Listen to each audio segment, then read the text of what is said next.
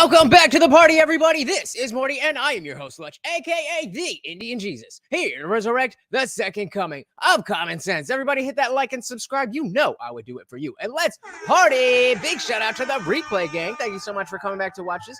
Even though you missed the live party, guys, that is the best part. So make sure you are here every Monday, Wednesday, Friday, 8 p.m. Eastern. And as you can tell, sometimes whenever I feel like it, so hit that subscribe, ring the bell, and you will never miss an Indian Jesus live party ever again. Let's also say thank you to my6shirt.com, the only place to get your very own The Indian Jesus official merch. More designs coming soon at my6shirt.com. All right.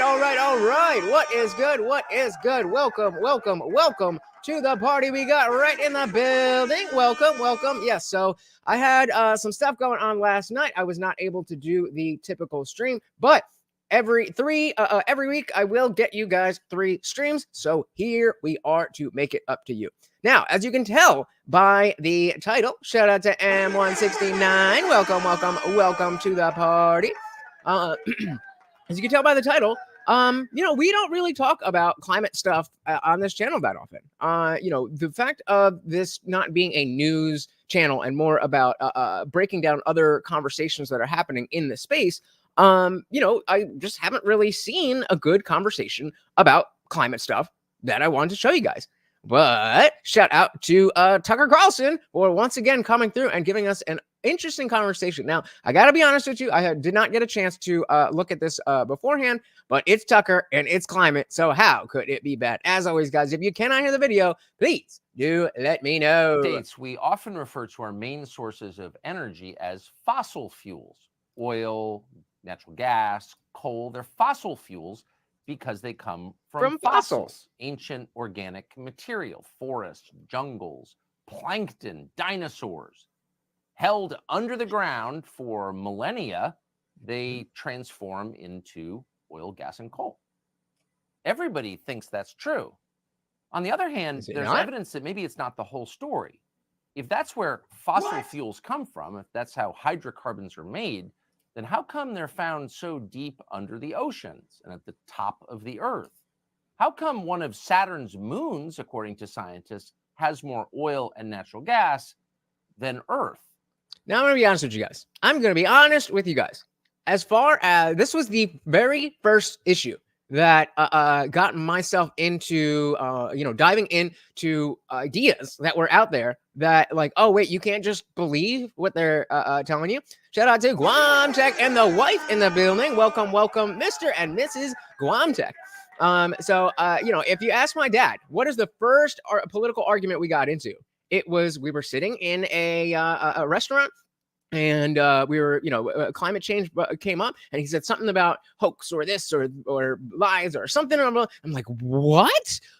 You don't believe in climate? Oh my God! How can you not believe in climate change? Dad, all the scientists agree, and on and on and on and on and on. And then, I realized that, oh, okay, there's a lot of BS here. There's a lot of BS. The science absolutely checks out that, like, okay, burning greenhouse gases, fossil fuels, all that stuff. But the story that they're telling us is somehow not exactly as it is. And so, like I said, I haven't really had the chance to do a deep dive on this. So this is really my first diving into, the broader climate agenda conversation. And I am happy to have you guys here with me for Tucker. Welcome. Were there dinosaurs and planktons and forests at one point on one of Saturn's moons? I mean, it's like 60 degrees here today. Probably not. Oh no, so my babe! If all hydrocarbons aren't from fossils, where are they from? And why isn't this commonly known? And what are the implications of it? And what does it tell us about our modern climate change policy? These are not just esoteric questions, they're central questions, actually, as we chart the future of energy usage in the world. Willie Soon has been thinking about this for a long time. He's an astrophysicist, a geoscientist. He spent 31 years at Harvard. He recently left. Remember, as Guam Tech says, you are the carbon they want to reduce. Joins us here. Dr. Soon, thank you so much. Thank you, Tucker. I appreciate it. Dr. Soon. So this is Dr. Willie Soon. And again, I have not watched this. I have not seen anything. So we are, this is a fresh reaction. to come on your show. Well, it's a blessing to have you. And this is such an interesting question with so many implications. Yes. And I want to spend most of our time talking about the implications. But just to the strict question of where hydrocarbons come from, it sounds like they're not necessarily all from ancient forests or plankton or dinosaurs, are they? Yes, the story can be a bit long, so give me a few minutes to Yes. explain. Cook, brother, You are cook. certainly right, but most important to clarify is that the information that is found on the largest moon on Saturn, which is called Titan, Yes. is actually results from NASA, European Space Agency, Yes. and then the Italian Space Agency, who built this spacecraft called Cassini and Huygens. Actually, one of my So okay, so that is that's the sound of the video. So I'm gonna turn myself down a little bit here. Audio. I'm gonna go down to well, I'll put it to 75 and let me know how that goes. And thank you, Tech. who built this You can just spacecraft turn the called volume up Cassini on your end. and Huygens. Actually, one of my thesis advisor committee is actually built the UV spectrometer, but the one that they used to discover this, basically the ocean liquid form of methane, which is in ethane form, which is much more complicated hydrocarbon, is whole ocean of it, because Titan is in such a way that it's very cold, by the way, so it's minus 290 degree Fahrenheit. Yes. Hint, hint, Wow. hint. Where's the global warming there, right? If it's full of methane there, right? That's another problem because it's far away from the sun. That's what it is. Yes. And clearly that the question of abiogenic method, which means no need of any biology, is true. Because we know, actually one experiment was done in 2009. It was done in Swedish Royal Academy, one of those group, but it's done by one Russian leader. He was able to show that if you squeeze methane, CH4 in chemical formula, so Methane, he said, not methane. 4 hydrogen, 1 carbon, squeeze them in a form that in which they simulate the condition of the Earth mantle, which is 1,800 miles deep. Yeah. So if you take methane and you squish it, so it's like the mantle, the Earth's mantle. Below the surface, because the Earth is deeper, right? And it's within this 18, but basically the condition that is only about 40 to 150 miles in, that you actually can form complex hydrocarbon. You got benzene, you got ethane, you got all this other stuff Yes. forming. So that proved beyond doubt that you have such a way to make this. Plus that Titan proved beyond doubt. You actually see methane also in all the atmosphere of Jupiter. You know, you even find benzene in the rocks of Mars.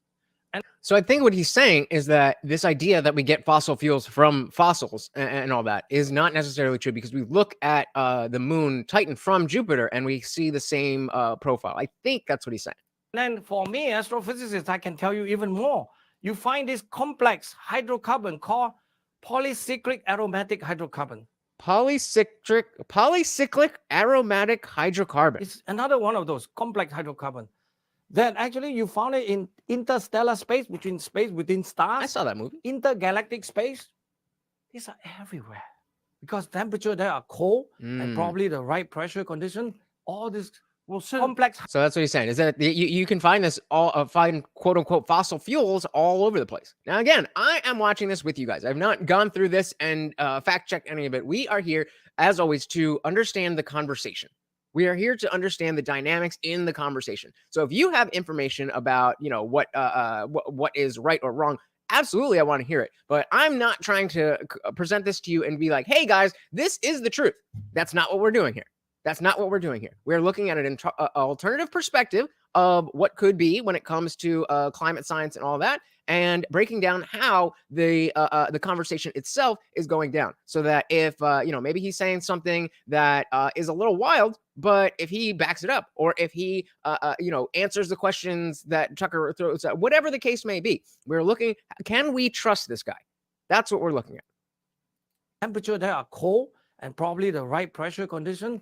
All this complex hydrocarbons. Well, it's kind of incredible, because all of us, and including myself until very recently, right, assumed that all of our main energy sources are these so-called fossil fuels, and of course their existence is going to be limited by the amount of fossils, by the amount of decaying organic material. Not so. So if that's not so, then we need to rethink a lot of things. A lot. I think this one fit into a paradigm by a famous economist that I like very much. His name is Simon. Do you know about this guy named Simon? Julian Simon. Yeah. Julian Simon. No, never the heard key of guy, Julian University Simon. of Illinois and then Maryland. He was the guy who said that the ultimate resource of humanity or Earth is actually not all this material thing like uranium, gold, because uranium, there are far more uranium in the oceans than on the land, right? You have 4.5 billion tons of uranium in the ocean. You have only 17 million tons of that. Gold, copper. What do you want on the ocean? It's all there, except they're in very dilute form. Yes. Clearly. So okay, so even if it's in a dilute form, there are resources there. So when we get, when you filter that down to messages from like Trump saying "drill, baby, drill," I mean, it's a lot harder to argue against that if this is all true. The ultimate resource actually is not that; it's the human mind. It's the innovation part of it. I think I like that principle a lot, and it fits very well in terms of saying that it's all matter of cost. Even when I had that argument with my dad way back in the day, and I was like, "Oh my God, what do you mean climate change? Of course, that's the science." And after having to look back on that and question my own beliefs, I realized that this would be one of the easiest things to fake. It would be one of the easiest things to fake because we're not seeing any immediate effects of things. We see weather patterns and stuff like that, but it's too easy to just map your narrative of the climate, the globe is one, all that stuff, to map it onto whatever we see when not all the numbers follow it. And it may be that like they say, there's a difference between weather and climate, and that the climate could be moving in one direction and the weather is up and down from there. But it makes it a lot more difficult to just be like, yeah, climate change exists. Oil. I don't know if any of you know, the audience know that 50 to 60% of all the oil that you already drilled, the drill hole, you can only pull out 40 to 50% of it.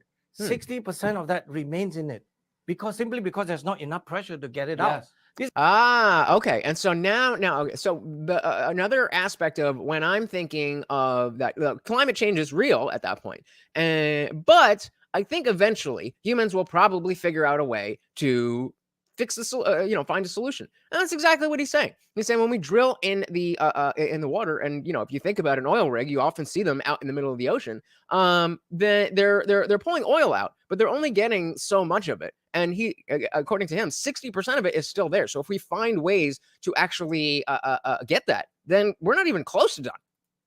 This is why the idea of abiogenic oil is interesting, is true, clearly true. It's all matter of cost, really, because this thing has to form way about the money. Inside the Earth, the mantle, which is 50 to 100 miles, right? Human, how deep have we ever drilled? Only the skin, which is only 5 miles maximum, 5 to 6 miles basically. That's at most that we can drill. And then all this stuff had to permeate into the reservoir. I got this information from the top people that physically have to look for oil every day. One of my friends, Joseph Limecooler from his name's Joseph Limecooler. All right, I don't know. That's just a funny name. Beacon Energy, offshore energy. Those are the guys who work day in and day out to bring us the energy, actually, the oil that we need. So why? So a big thing here is I'm going because of not just the accent, and unfortunately that's a part of disseminating information. But there's a strong accent there, and there is a lot of the science around this. So the questions that Tucker asks are going to be very, very, very important. MC9 said back in the late 70s, it was global cooling. We had 2 severe winters back to back, and people lost their minds. Yeah, and I mean, I definitely have noticed that in Jersey, winters have been milder in terms of they haven't been as cold, and like I said, it's like 50. It's let's see, it's 48 degrees here right now. It's December. It's not even December. It's almost February. It's 48 degrees outside. Usually by now it's like 12, maybe 30. All right, let's see how Tucker handles this. To bring us the energy, actually, the oil that we need. So why why don't most people know this? Why do most people think that the gasoline in their car was by definition Have to be limited. Yeah, Because of the science. yeah, yeah. Yeah, that there's just a tiny amount and it's going away. We'll never find more. The world is full of untruth and half truths, right? That's the whole problem, right? That's Yup. why for so long, even the idea that we are not limited and bounded by availability of, let's say, gasoline, petroleum, or coal. Coal now they won't allow us to use, right? As you know, in COP meeting in Dubai that just ended a day ago, they just physically declared themselves that we should stop using fossil fuel. Basically, petroleum, natural gas, and even coal. Oh, so we just stop. Okay. And what happens to the world? I mean, these people are insane now, really insane. I think they're going to harm more people with their own delusion.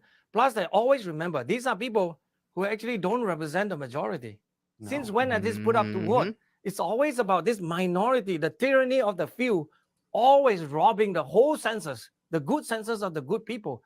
So again, when I'm watching this and I don't know what he knows, and I haven't even skimmed through to see what he's going to say. So far, everything he's saying sounds like it could make sense. I'm not an expert, so if Tucker doesn't have the requisite questions to push back, I think it's reasonable to say, okay, this guy's a doctor. He's talking about climate. He has the science here. Let's just take it at face value. Until somebody gives us a reason to not believe this. And it also makes sense. Why not? And shout out to whoever we got on Rumble. Shout out whoever we got on Kick. Shout out whoever we got on Instagram. Shout out whoever we got on Facebook. This is part of the reason why, as a scientist, I also speak out. Not afraid of anything except for just telling the truth. Thanks. And I'm glad to have this opportunity to say such thing in your show. So, I mean, if we haven't been told the truth about where hydrocarbons come from, right? And we haven't. I mean, I've never met a single person in my life who said, wait a second, they're not all fossil fuels. Then we keep hearing there's a scientific consensus on climate change. Every scientist believes the same thing about science. It. Believes Al Gore and John Kerry. Maybe that's not true either. Maybe. That I can tell you, please. Thank you for asking that question, Tucker. I've been working on this subject of CO2 causing climate change, or what other factors we can ask that cause climate to change. Maybe he's about to drop an inconvenient truth. For close to, since my postdoctoral year, 1991, right? So it's about 31 years, 32 years. And on this question, I think we have a very definitive answer. Okay. What we know now is CO2 ain't gonna cost nothing. CO2 ain't gonna cost nothing. Now, the biggest thing I've heard in terms of why that is the case is because people in the green agenda, they conveniently ignore how much plants extract CO2 from the environment. It's not gonna change much of the climatic system, which means it won't change the speed of the hurricane. It won't change the how fast or how frequent tornado form. It won't even actually make any difference to the polar bear population. It's all conservation issue.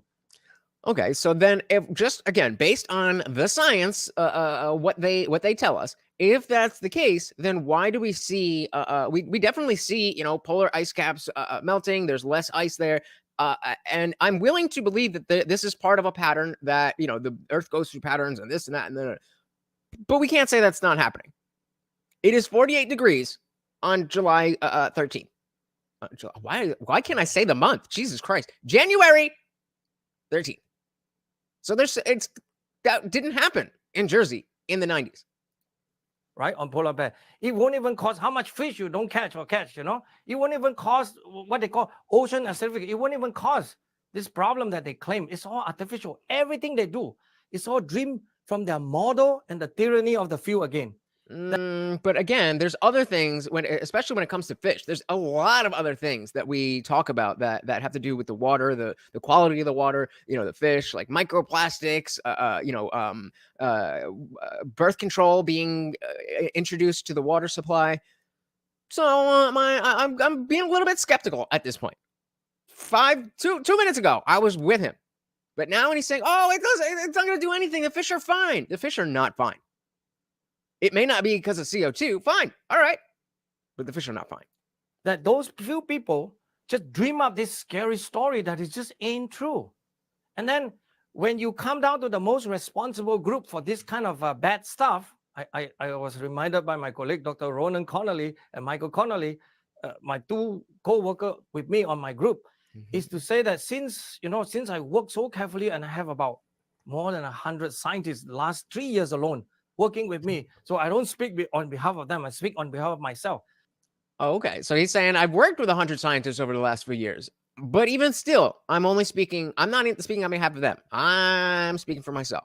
My view is that the UNIPCC, United Nations Intergovernmental Panel on Climate Change, The UNIPCC, United Nations Intergovernmental Panel on Climate is Change. one of the primary problems, which means they have been misleading people. They've been using authority of science, which is not true, right? It's all governmental hackers, basically, right? People like John Kerry, who I guess can barely take a proper physics class, who keep claiming that greenhouse effect is so simple, right? And then he refused to explain how does it work, right? Okay, so explain to us, how does it work and how does it not work as they say? Well, the greenhouse goes up and then, the ozone layer, and then it gets hot and then we all die. That's essentially the story they're giving us. And I am absolutely willing to say, okay, that's not the case. But what is the case then? I mean, he did all of that. That is very terrible. That really embarrassing to America. He did that in Bali in Indonesia several years back. That is just so embarrassing. Do you think he can explain how it works? I don't think so. Even Al Gore, who claimed Damn, he looking old. Jesus Christ, that is not the Al Gore that ran for president. Oof. he knows something about science. I challenge Al Gore. I did some of that in his face, actually. I was lucky enough to be in one of those Wall Street Journal eco conference, and I was giving, setting up with all the UC Santa Barbara students. Please make sure when the question comes out, give me the mic. I was making friends with them the night before. He's like, yo, I got the best one. Trust me. You're going to want to hear this. Explain now my details of my work. So I got the mic and I asked question about Al Gore, because one of the primary sad thing that they refuse to recognize, that I know you know that in even grade school sciences, Okay. CO2 is a gas of life. When you have more CO2, the plant kingdom, the whole ecology, even the oceans, gonna have more, basically ability, more fishes, more everything, More life. more life. Yeah, so that's what I was saying, that I've heard, again, not looking too deeply into this, of why specifically CO2 is not a huge problem, because there's so much plant life to absorb it. Again, just what I've heard. Essentially, Not that's why it's claiming I called know gas anything. of life. And these people want to demonize it as some gas that can cause global warming, can cause hurricane to run faster or weaker. I don't know what they want, to have more rain, more droughts, and all this other nonsense that they claim. All of that, it just ain't so. That's the problem.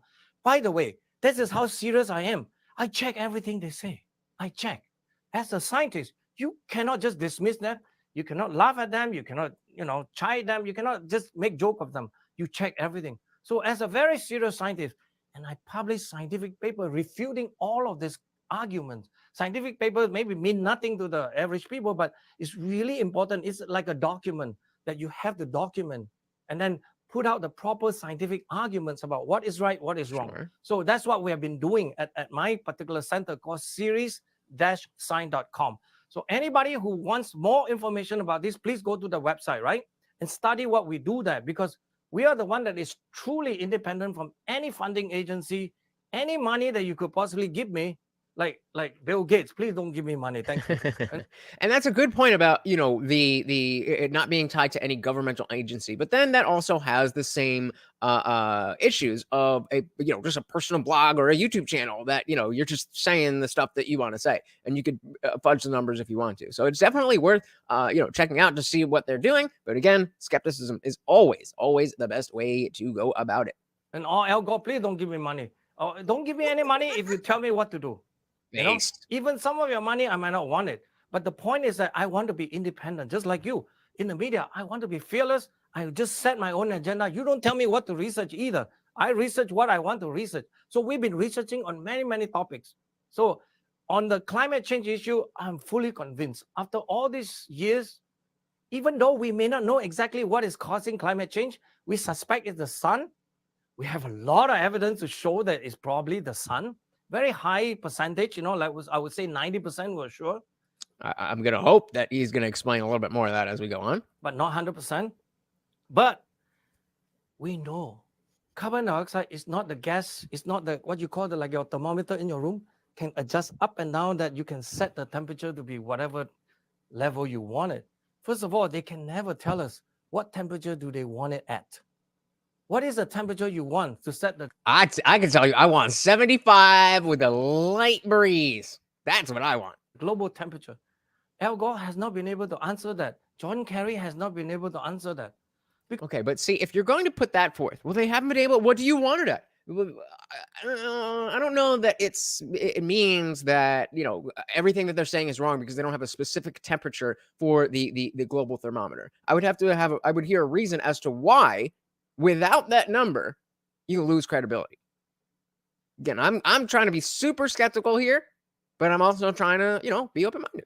Because we know the temperature from the coldest in Siberia to the desert in Sahara.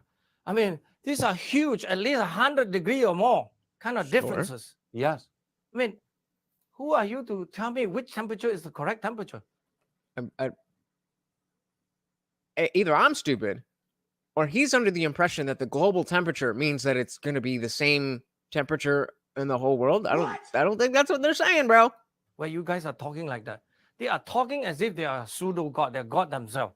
I mean, these people are so... Perhaps might they be talking about an average? Like you take the highest temperature and you take the lowest temperature and the mean? Could that be the case? Ambitious that in some sense, I think we have to keep the ambition down a little bit. I mean, these people are not contented, just like what you put out there.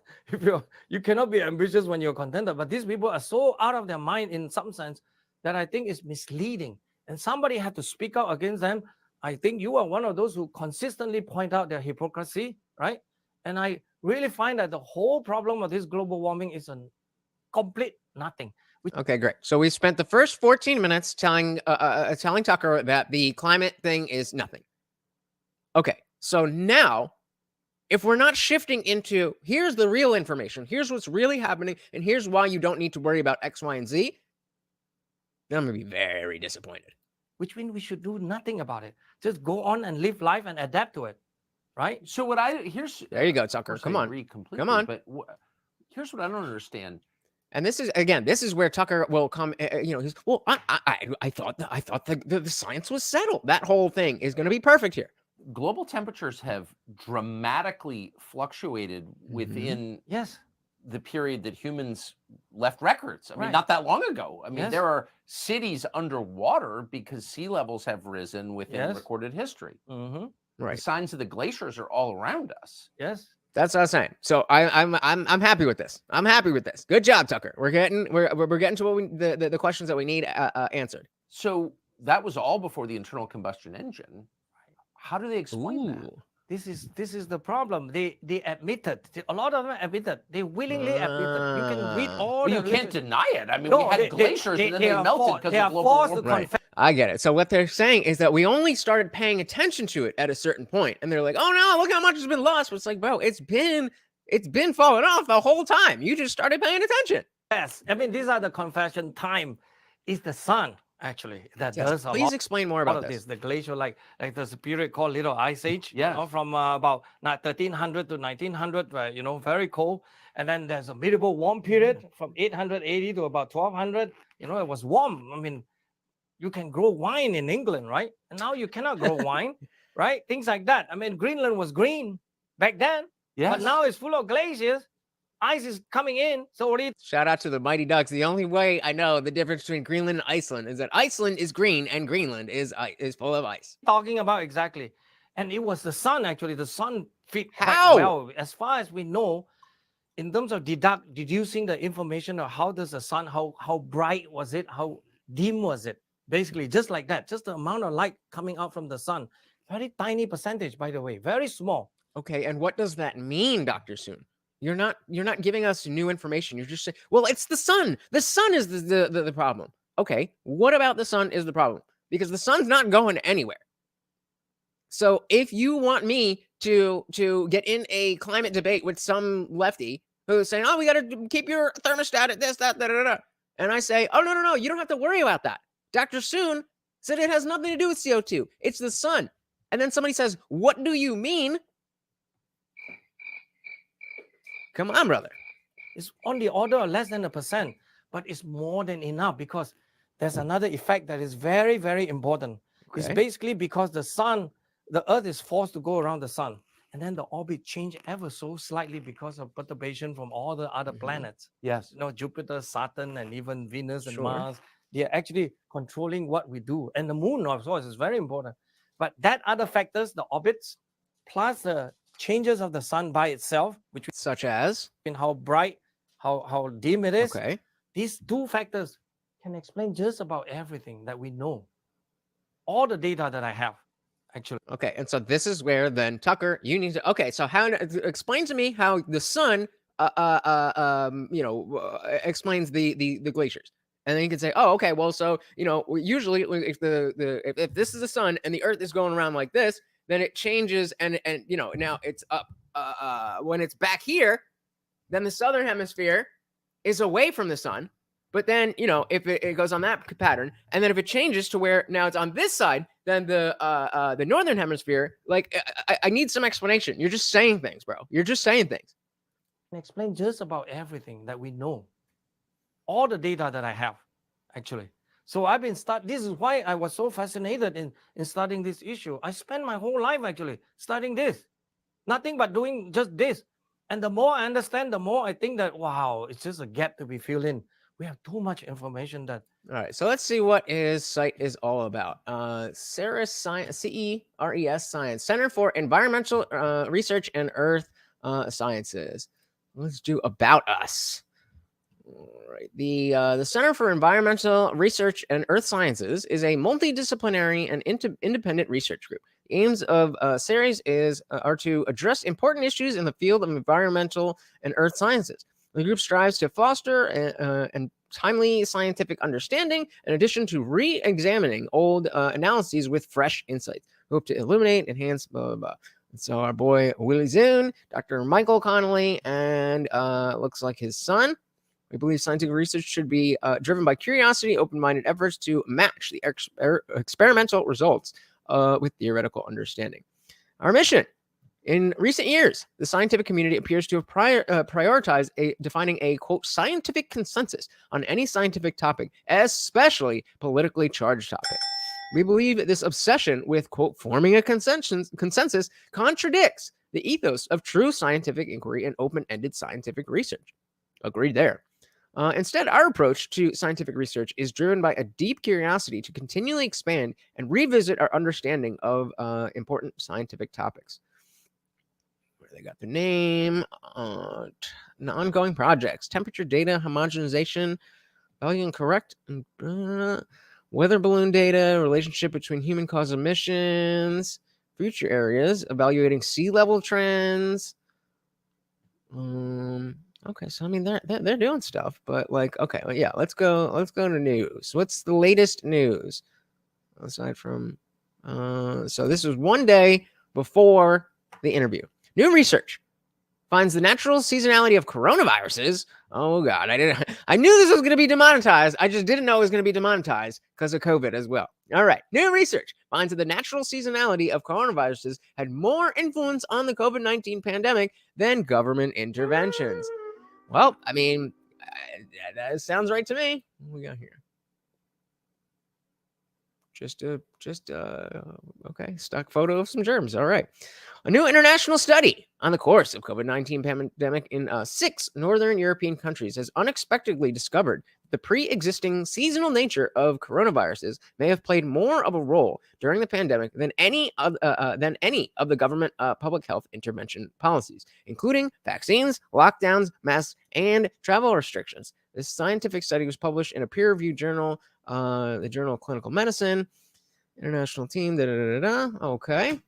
So they're basic key findings of the study summarized. Indicates clearly consistent. So all of the, they're just saying like straight across the board, like it was what it was. Since the start of the pandemic, governments and societies around the world have been implementing unprecedented measures in an attempt to control the spread of the virus. whenever cases began to fall, many people believe that it was due to public health interventions. Yeah, that was this self-fulfilling prophecy. Is that like, oh, I got the jab, but then I got sick, which should tell you, oh, well, that didn't work. But what they actually thought was, oh no, I would have gotten more sick. It's like, how do you argue against that? I mean, all right. Then the more I think that, wow, it's just a gap to be filled in.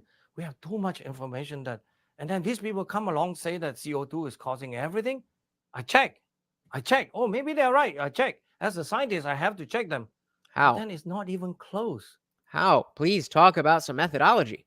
I mean, these people are talking about things that is, I mean, there's a famous phrase by a very famous Wisconsin meteorologist. His name is Professor Reed Bryson. He's one of the father of climatology, really. He just say that you go out and then you might as well, if you think CO2 is so, you might as well spit into the air and see what happened to the airflow. He was just basically saying that CO2 is nothing, cannot cause the climate to change or anything. It doesn't change anything, actually. It's the sun. Why you think the Bro, you said that 10 minutes ago. And you've not explored that idea any further. most important things that you should talk about, they never talk about that. Okay, then talk about them. They always want to average the data. The most important thing they should talk about, you know what? It's the season. No two winters are the same, no two summers are the same. And they never explain that. It's actually the orbits with the sun changing it ever so slightly. And I'm not talking. I have published papers and papers like that on all this. This is the problem with people who are too academic. Like, it's great. I'm sure if we looked at all of that, if we read all those papers, I published papers, and great. But if you can't come onto a show and talk about what's in those papers, then you're just saying stuff. I could say I wrote papers too, but I didn't. The idea of being, why wouldn't Tucker just take a show of him being like, hey guys, I talked to this guy, Willie, and he wrote a bunch of papers. So I read the papers, and now I, as an entertainer, am going to present them to you in a way that you can understand. This is not every single time I put my trust. I'm like, this will probably be fine. Jesus Christ. I'm not talking. I have published papers and papers like that on all this to show and document why and how. That's what the fun part of doing science. It's not only chit-chatting, hand waving like crazy. You have to be, even though I may look like one now, but I am always very calm when you write down. Every time I have to write a paper, I always tell my wife, please don't disturb me for a few days. I'll be back. Things like that. Of course, working at home, but I'll be back. So is there any way to predict what climate change will be based on? Actually, you can because of the orbit. There you go. Okay, explain that, bro. You've said the sun and the orbit 4 times now. We're halfway through the interview, and you haven't explained what you mean. The only thing we don't know is how to predict the sun changes by itself because the magnetism, just the magnetic field on the sun is too complicated. The sun is the magnetized ball, right? It's a gas, hot gas. It's Right. about, Okay. the Sure. magnetic field is so strong, it's 10,000 times stronger than the Earth. The Earth is also a magnet, a bar magnet, basically. Yes. It's 1 Gauss. We have 10,000 Gauss at least on the sun. So it's a very different property. And it works very differently because it heated by basically a thermonuclear reaction inside the sun. So it created all kinds of hot gas behavior that's very difficult to try to master or even to model using mathematical equation. Actually, it's much easier to study the Earth than to do the sun. So that's part of the problem in scientific tasks, the physics task. They're very difficult. But then we learn a lot. We learn a lot Such as? through just watching the sun. I mean, And what did you learn when you watched the sun? Galileo Galilei, right? He found out that the sun wasn't rotating around the Earth. You could put your finger on that. Hey, we thought the sun was rotating around the Earth. We thought the whole universe was rotating around the Earth, and now we realize that the entire universe is well, not the Earth is static, but everything's going around the sun in this solar system. What did you figure out, or are you just now realizing that we live in a heliocentric solar system? He pointed his telescope. He was smart enough. First, he pointed to the Jupiter, the moon, right? Jupiter. Then he saw the moon, right? He saw 4 moons around it, and then he's smart that he go the next day to watch it again. He watched, and then he started to move. By the way, the famous story of Galileo Galilei, we'll talk about it someday. When he wrote that down, Initially, it was in Italian. When he realized he discovered something so unique, he changed the language to Latin. And the next day, yeah, I got it, man, the good one. So he started writing in Latin, precise language, okay? But anyway, for the sun, it's really so complicated that actually I've been studying this actually as long as you know me. I mean, I studied this for so long. We know a lot. I even wrote such as a popular book actually to try to explain. And what does it say? Why that during a period of the sunspot, so Galileo Galilei start in 1609, 1610 or so. So we have about now 413 years of data. But there's a period that deep inside the Little Ice Age, 1645 to 1715, is called the Maunder Minimum. Because during that period, the sunspot almost all disappear, especially in the northern Okay, and what does that mean? hemisphere. It disappeared completely. Nobody know why. And that's why This is bad, guys. I apologize. This every single time I try to go through what we're going to cover before we cover it to make sure that I'm not getting frustrated with the conversation itself. And if I am getting frustrated, that I have something to say about it. And things got moved around. And I didn't get a chance to do it. I'm hoping Tucker pulls it together here, but the guy's not. He's just not saying much. He's just not saying much. And so if I'm here ready to learn about, when Vivek's going, oh, the climate, the climate science is the biggest hoax, and okay, great, then it should be very easy to explain, hey, this is wrong, this is wrong, this is wrong, this is what it really is, this is what it really is, this is what it really is. Why are you not able to do that? And if you did that in your papers, then great.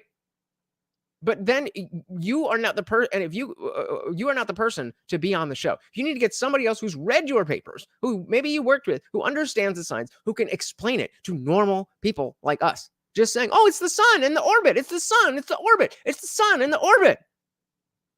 Okay.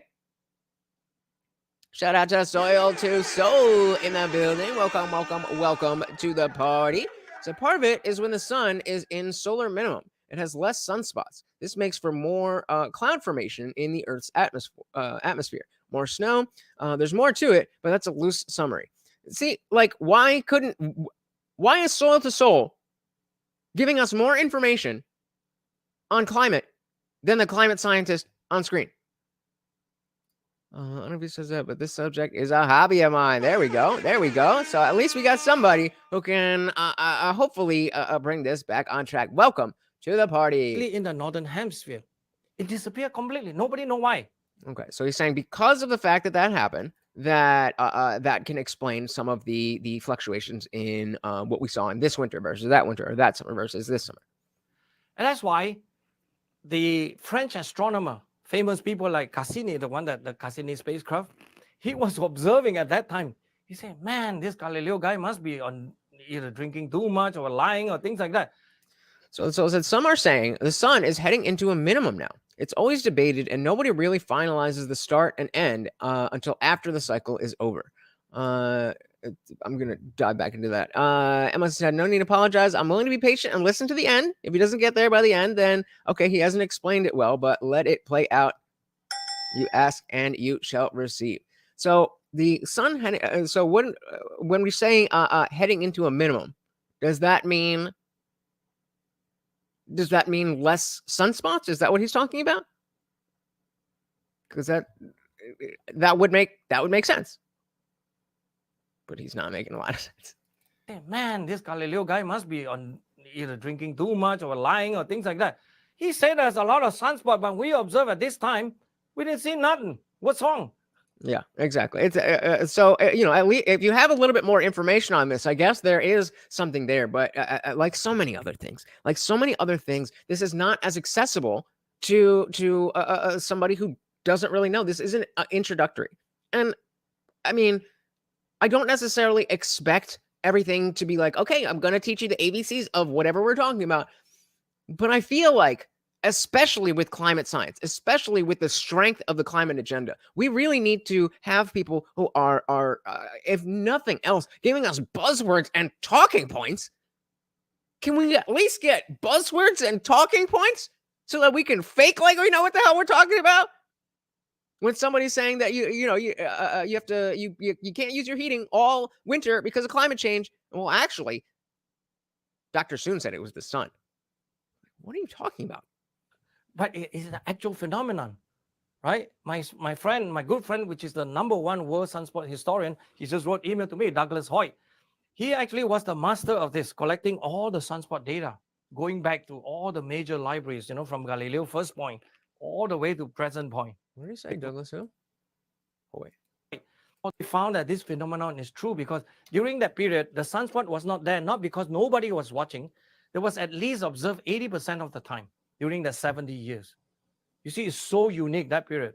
But now we're beginning to try to learn what happened there. So during that period, we really think that the sun was so much dimmer, was substantially dimmer. This is why you have this little ice age phenomenon. All the Thames River were froze.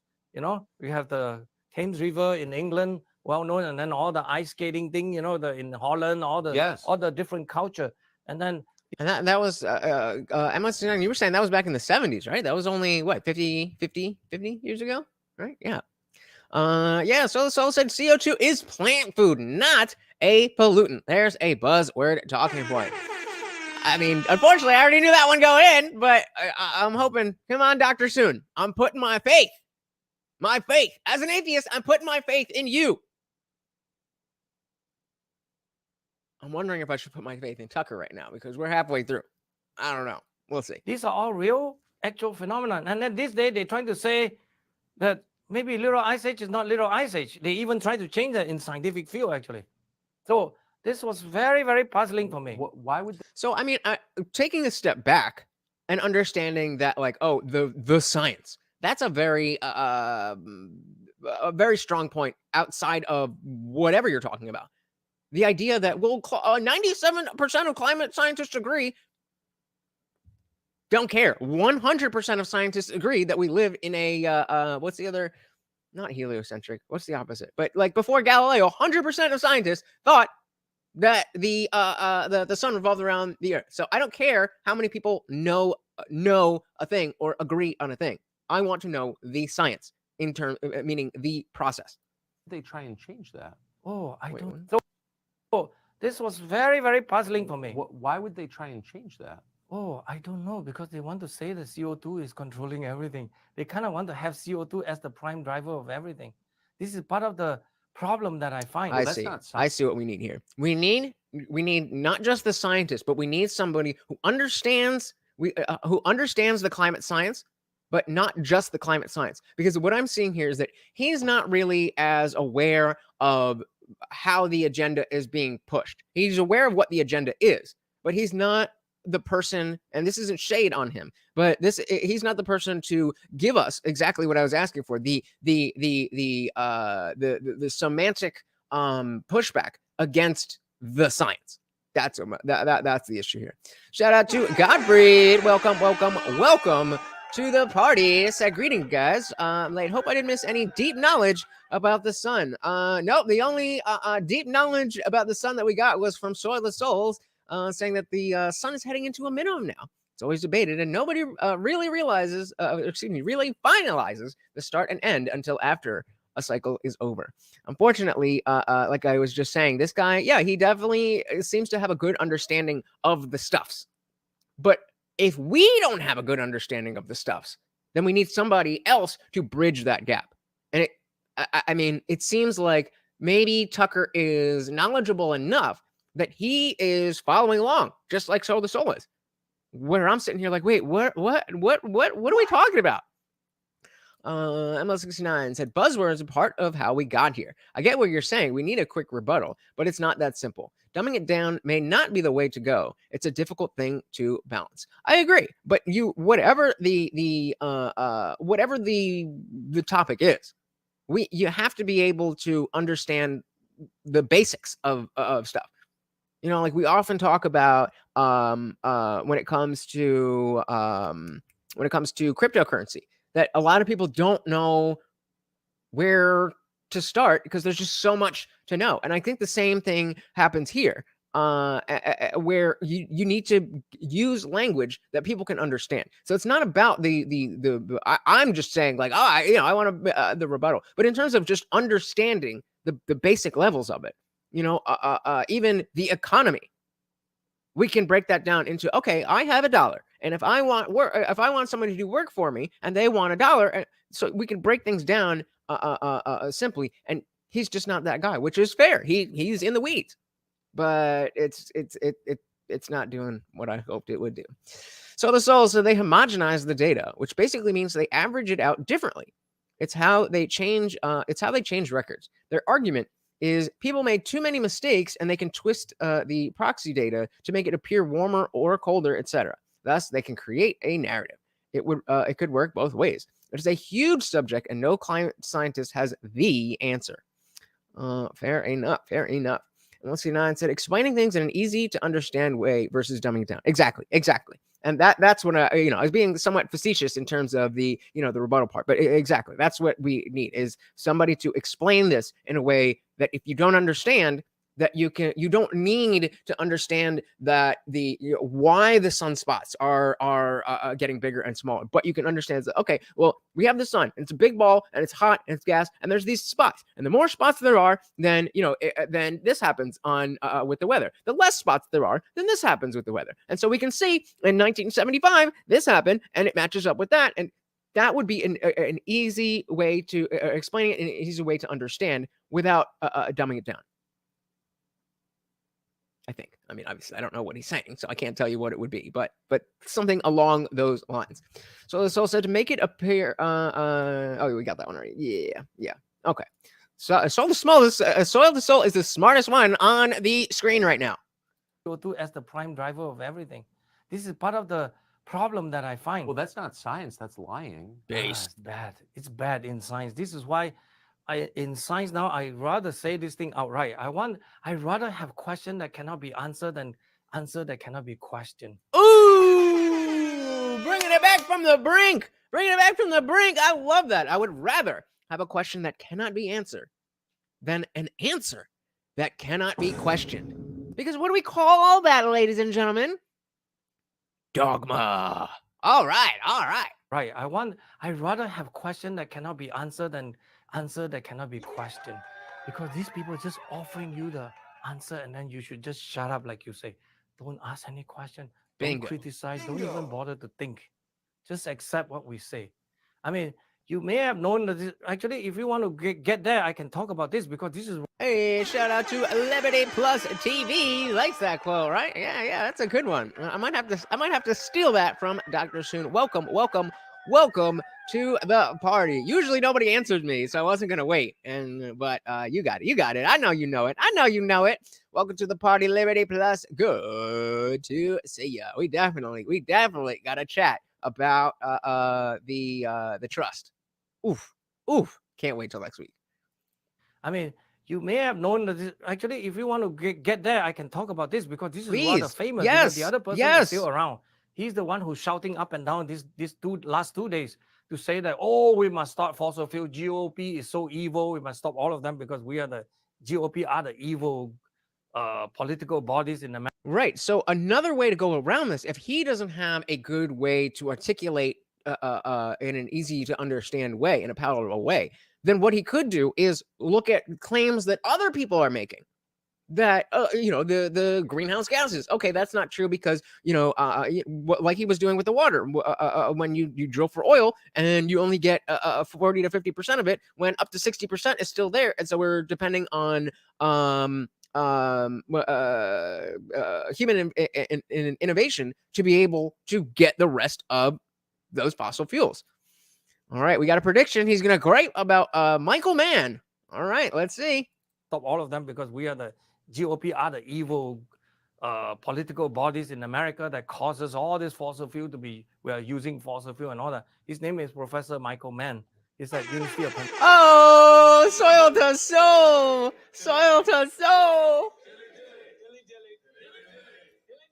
So if you already know what he's going to say, by and large, I would love to know. And if you want to come up, you can definitely do this. But I know you like to type.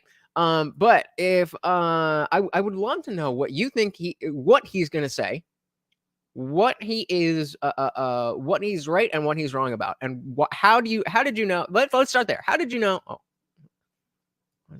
how did you know that this is where he was going? Let's start there. What is happening to my computer? Okay, so yeah, if you want to come on up, come on up. We are using fossil fuel and all that. His name is Professor Michael Mann. He's at University of Pennsylvania. Yeah. He created a paper. We call it the hockey stick. Yeah. The stick paper. The hockey stick. He basically say that the temperature history. First of all, the true temperature history look like. Oh, I thought you were predicting. Come on, I thought that was so cool. I was like, oh shit, soil really knows this shit. Okay, fair enough. That it was very warm from 800 AD, let's say warm, and then it cools down. About 1300 started to go down, cool, and then since about 1900th century, it started to warm back up. Way before CO2 is important. Okay, that's another puzzle that they never want to explain. That look like this. That's the real story. Michael Mann came along, said that he used mathematical algorithm. Okay, you can use fancy words, but believe me, it's just mathematical algorithm that he produced a stick for 880 to about 1980 is all flat because it changed. It changed very tiny amount, so small that actually it doesn't mean anything. 0.1 or 0.2 degrees Celsius, so small. It doesn't mean the one that I talk about that changes 1 degree at least, so 5-6 times bigger than what he said. And then he just said it's like this, and then it warmed up because of the blade, which okay, here let me is the warming because of rising carbon dioxide. But he forgot to explain to you this warming of the temperature started way before even the human part of the atmospheric carbon dioxide could be anything meaningful. This is part of the problem. It's all been crazy from day one. Always so small. Is this what we're talking about? The hockey stick. So we got temperature down here and the year. So it goes all the way back to 1000. The year 1000. And so this is 1200, 1400, 1800. So if we look at the red line, it seems to be the start of the Industrial Revolution, and all this goes up. So the Soul says him, meaning Michael Mann, Al Gore, everyone uses them in rebuttals just because they used to make the climate change agenda famous. So what is the issue with this this chart is what I'm hoping Dr. soon will be getting into. Meaningful. I'm so glad you're here, Soil. I am drowning without you. This is part of the problem. It's all been crazy from day one. When this thing was published in 1999, I was the first few guy who raised a hand at the back of the class and say, "Excuse me, Professor Mann, he used to be my friend, by the way. Now he will never answer me. He used to exchange email with me because, we more or less share the same passion, want to understand things. Now he just say that his story is the only one that is correct. But it's not bared out by any data that we know." Dogma. So they completely erased the medieval warming period with their data homogenization. And so by this, you mean that there was if we go back to this, when is the medieval, like 12 to, can I call that 12 to 1400? But so, there's such a range here. There's such a range here in the margin of error. It goes all the way, this is a point, it goes up to 0.5, the temperature. And so this says 0.2, but it could be negative 0.6 or positive 0.2. Is that kind of what you're talking about, where they can kind of make whatever line they want here, when that's not necessarily what it could be if you move the numbers around. They grew grapes in England back then. Then they tell us it wasn't warmer. Some things just don't make sense. Always trust your gut. Always trust your gut and trust what you know. Trust what you know. Grapes act how grapes act. And no narrative is going to change that. His story is the only one that is correct. But it's not bared out by any data that we know. That's the problem. It's all mathematical products. This is how scary the whole world can be. And United Nations, the IPCC group that I mentioned, promoted his work, turning him into a major hero. because he has solved one of this old puzzle problem that climatologists over millennia has been trying to solve since the day of the Greeks, to try to understand how climate change. And this guy come along, say that it look like this, only CO2 does it. And that's the problem. And so again, you're saying that there was another warming period in the medieval years, and they just use the way that they twist the numbers to be like, oh no, that didn't happen. It just started with the Industrial Revolution.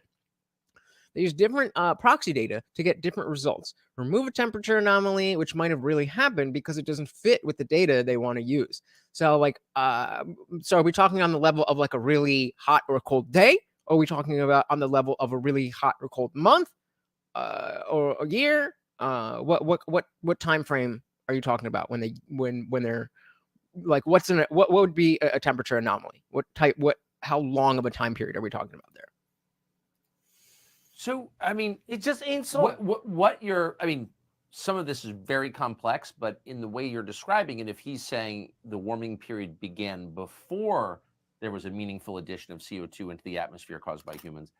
Real as can be, brother. Yes, I'm trying to grab some weekend people, some people who can't necessarily catch the show at night. I figure sometimes I'll move the Friday show to Saturday afternoon, which is why you should be subscribed and hit the bell so you know that I am here. Welcome to the party, brother. So MS69 says the medieval period is tracked from 500 AD to 1500 AD. Oh wait, that wasn't it. Oh, where did it go?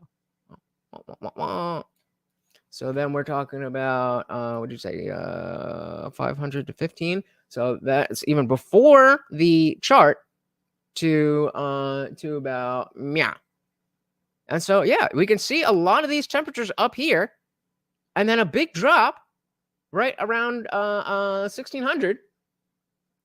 But this doesn't really show that. There's a drop here and there's a drop here. But why is the line for this peak here? And if we go over, like the peak, it's the same thing, but the peak for this versus that. So I think I'm understanding what you're saying. So said anomalies can be true, just like I will be 16. It will be 16 degrees Tuesday, which for the deep south Mississippi is an anomaly. The data is very specific for this recent of time. They have lots of proxies, and especially for medieval warming period, they have even gotten records from monks of various people that kept records. Wow. Nobody, you are here live. Welcome. Robert said, I would honestly be interested in the sources from the data that was used for all of these calculations. Well, that's precisely what he's talking about, is the guy Michael Mann, that using this data is as Soul of the Soul said, it's so unspecific that you can kind of make it into whatever you want. And so it's not that they're quote unquote lying. They're just twisting things to be like, well, the science says this, when like, okay, if you move the numbers around, yeah, kind of, but does that actually reflect reality? No. Exactly. It's cherry picked. There you go. That's the word I was looking for. Before there was a meaningful addition of CO2. Some of this is very complex, but in the way you're describing it, if he's saying the warming period began before there was a meaningful addition of CO2 into the atmosphere caused by humans. This is the guy from the chart that they're talking about. Even I can understand that. Yes, right. That's the truth. So I would assume that lots of scientists who do this for a living might be asking the same question. Why don't they speak up? That's another aspect of this, because the 97% of all climate scientists agree. I'm expecting a response to that claim within this question. This is the problem. The whole problem in science this day is related to funding, how science is funded. That philosophy, I wish to not get too much into it. This is part of the reason why I want to be totally independent. I'll come back to this. I get out of this whole system, right? Okay. But it's how science is about funding.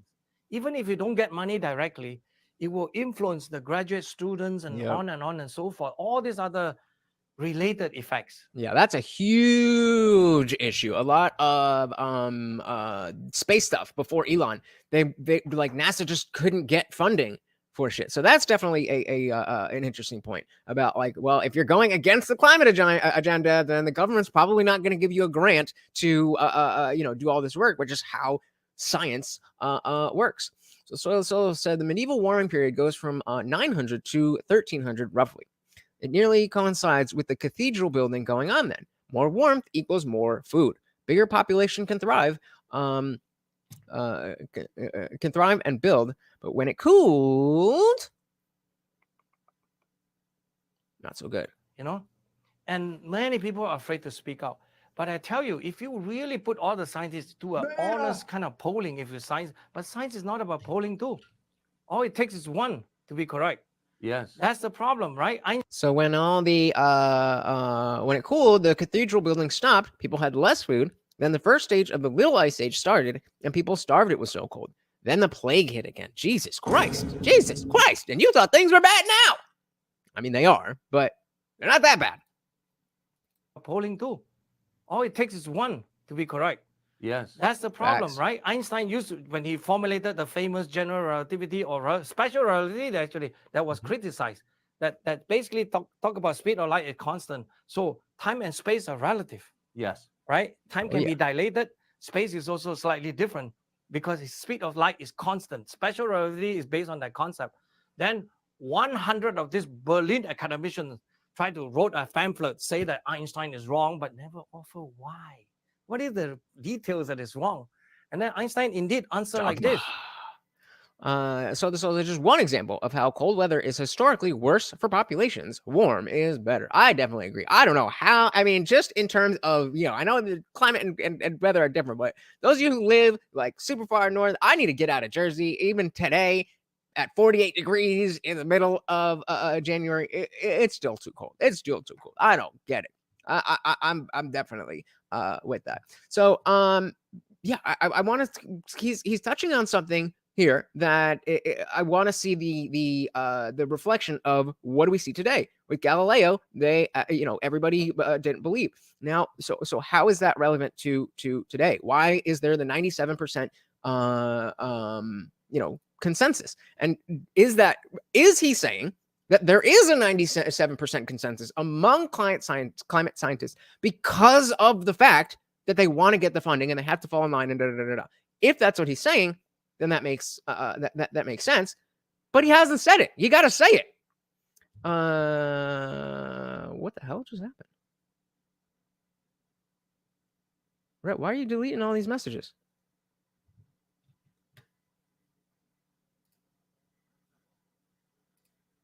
What are you doing, bro? Don't do that. Why would you need 100? If I were to be wrong, one would suffice. I mean, that's the theme of the science. Science is so bad because it's so totally upside down, inside out. COVID is another case, So let's stick to climate stuff. People are afraid to speak out. I don't know why, actually. I was young. I had to worry about my 3 kids, where they eat and all that stuff. Buffet all the time. Just kidding.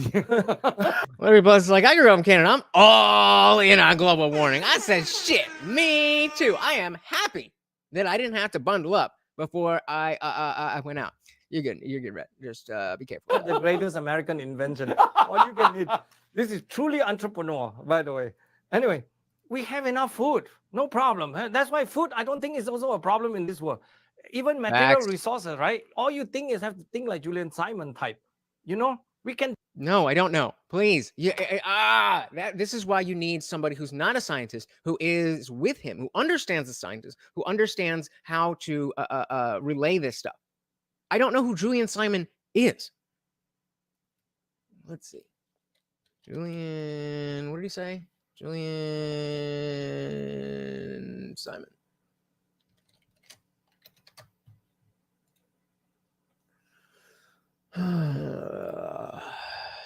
So the Solo said humans are the largest contributor to climate change. It's cherry-picked letters that went out with very general questions. Like, do you believe humans can affect climate change? And World War II. Yes, of course we can. Duh. What they left out was, do you believe humans are the largest contributor of climate change? Nope. MC9 said it's warmer where you are in Jersey than in Cincinnati. It's 28 right now. God dang. I am glad I'm not in Cincinnati. And yes, very, very good point. So the difference, they sound the same, but they're very different. So saying, do you think that humans can affect the climate is very different than do you think that humans are the sole cause or the major cause or the largest contributor? Those are two very different questions. If we're talking, if we want to talk about, okay, do you think, let's change the question. Do you think instead of do you believe humans can affect climate change? Let's ask, do you think humans can eat plants? Sure. Yeah, of course. Duh. That does not mean that the largest consumer of plants is humans. Very, very, very, very different things. Good point. Good point. Hey, shout out to Animal Instinct in the building. Welcome, welcome, welcome to the party. So climate change happens anyway. The Ice Age didn't involve humans. That's what I'm hearing. That's what I'm hearing. Yeah, stay warm, girl. Stay warm. God damn. 28. I am not looking forward to it. I have a bad feeling. I have a bad feeling that we're gonna get a harsh February every time because we haven't gotten. I mean, we had one day of snow, but it snowed and it stuck, but it melted by the morning. So we haven't really had like a snow where it's like you got a shovel. Fingers crossed, knock on wood, all of that. I don't want any of it, but I have a bad feeling about February. I don't know. So so that's how they got the 97% is just saying that they're all saying that they can affect it, and then the old bait and switch, the semantic obfuscation of can affect versus largest contributor. We've nailed it. So let's see what's going on with Julian Simon. Guys, can I just get 3 more likes in the building? Thank you so much. Oh, all right, libertarianism, I'm down with that. So Julian Lincoln Simon was an American professor of business administration at University of Maryland and a senior fellow at the Cato Institute at the time of his death in 1998. After previously serving as a long-term economics and business professor at the University of Illinois, blah, blah, blah, he wrote many books and articles on economics, blah, blah, blah, blah, blah. He's also known for the Simon Ehrlich wager, where, no, that's economy stuff. Okay, well, what about climate stuff? Climate. So let's do Control F, climate. Oh, that's not how you spell climate. Okay, so Simon was skeptical in 94 of human activity, of the claims that human activity caused global environmental damage, notably to CFCs, ozone depletion, and climate change. Simon also claimed that numerous environmental damage and health dangers from pollution were, quote, definitely disproved. These included lead pollution and IQ. I don't know what any of these are. DDT. Oh, DDT is like yeah. Wasn't this like in toys and stuff? PCBs, isn't that plastics and stuff? I don't know, but a bunch of bullshit. And so this is what I was saying before when we're talking about like, okay, we definitely see like the water, the ocean water has changed, the levels have changed, the water itself, the fish have changed. There's something going on, and so that doesn't mean what he was saying. What Dr. Willie was saying, Dr. Soon was saying, that's not CO2. He didn't say it wasn't happening. He's saying he agrees with Simon that all this bullshit. All right. Okay. So that's basically what he is talking about, and that was that. Okay. Yeah. It's so bad. It's so bad. I can't wait for the end of March because March still can be. But once we're in May, we're good. I'll pass this. There you go. Okay. So all right. So yeah, that it makes a lot of sense that stuff like that cumulatively, aside from the use of CO2 from humans, would affect the climate a lot more. So the Soul said Tony Heller, Randy Carlson, any relation? Lord Christopher Monckton all have good info where they break things down simply if anyone is interested in that themselves. I am going to try to find something with that. Thank you. Material resources, right? All you think is have to think like Julian Simon type. You know, we can generate everything. The only problem we have is lack of imagination, narrow-mindedness, and all this anti-America sentiment, put it this way. America is among the best hope for humanity, you know, to put forward. We have the foundation document, the Constitution, for God's sake. That is the most beautiful thing that we could ever imagine. And why don't we use it properly, right? People are just trashing on it every day, right? Anyway, I digress. Anyway, so yes, I think science is a problem now because of funding structure. People won't speak out. I don't know why. I think it's natural for people to be afraid, but you can only be afraid for so long. For me, I was frustrated because. All right, let's see. Shout out to Soul of the Soul. Let's check out something from Randall Carlson here. See what we got. Go again. So it says, and yes, definitely a big difference between us destroying any given environment doesn't mean we are affecting the climate in a destructive way. Many mix the two subjects up. It's obfuscated as well, right? There's a difference between the climate and the environment. Slightly better. Gotcha. All right, I'll try to look for that while we're watching this.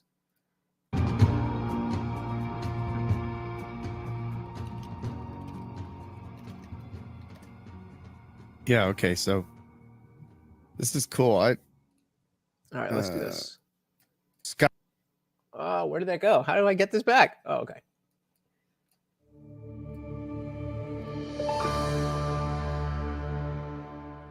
All right, shout out to Soil to Soul. Shout out to Stanford Energy. So obviously, as Cindy just said, I am the weak substitute last minute for Alicia, who was injured in a faculty-student softball game, which is never a good idea. I remember when I first, I had played basketball for a long time in college, and then when I went out into the world of business, and I played in one of these leagues in New York among various professional colleagues, believe me, it was the most dangerous thing I ever did. How dope would that be? How dope would that be? If we'd definitely be able to rein them in, but I want to walk around with the dinos. That'd be awesome.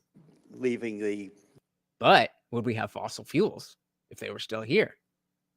Leaving the serious ranks for that.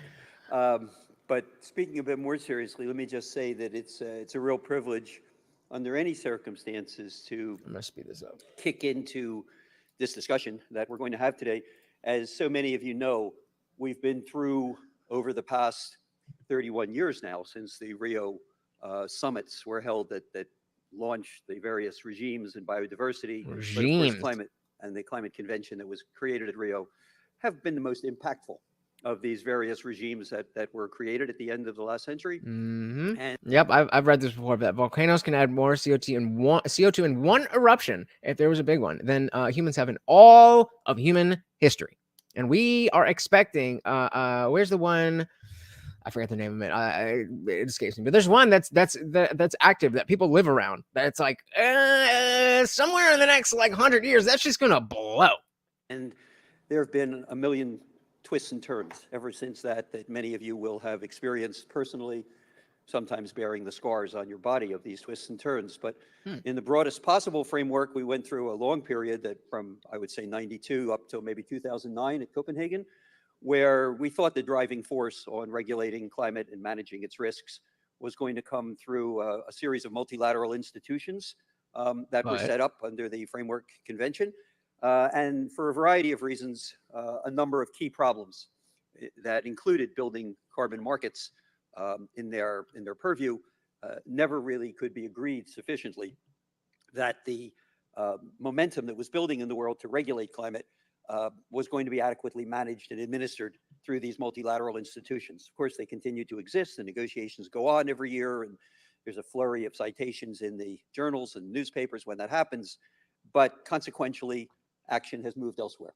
And a lot of that action has moved into the markets because a number of technologies that were very expensive incrementally over the existing technologies that principally have been in the area of renewable power, but increasingly now in the area of electric vehicles, the market simply took over. And if you build new, generally, you build green, and that doesn't matter whether you're in the US or it doesn't matter whether you're in China, it's simply cheaper. And this green market, of course, has driven a great deal of change for the better. But at the same time, policy continued to evolve. Some of it moved into the central banks, who began to realize there were risks to sovereigns. Okay, so he's giving kind of a more general thing. You know, obviously, if I could dive into, you know, what his stuff is, but we do have a TED Talk here. Let's check out a little TED Talk on why our approach to climate change is dead wrong. Dead wrong.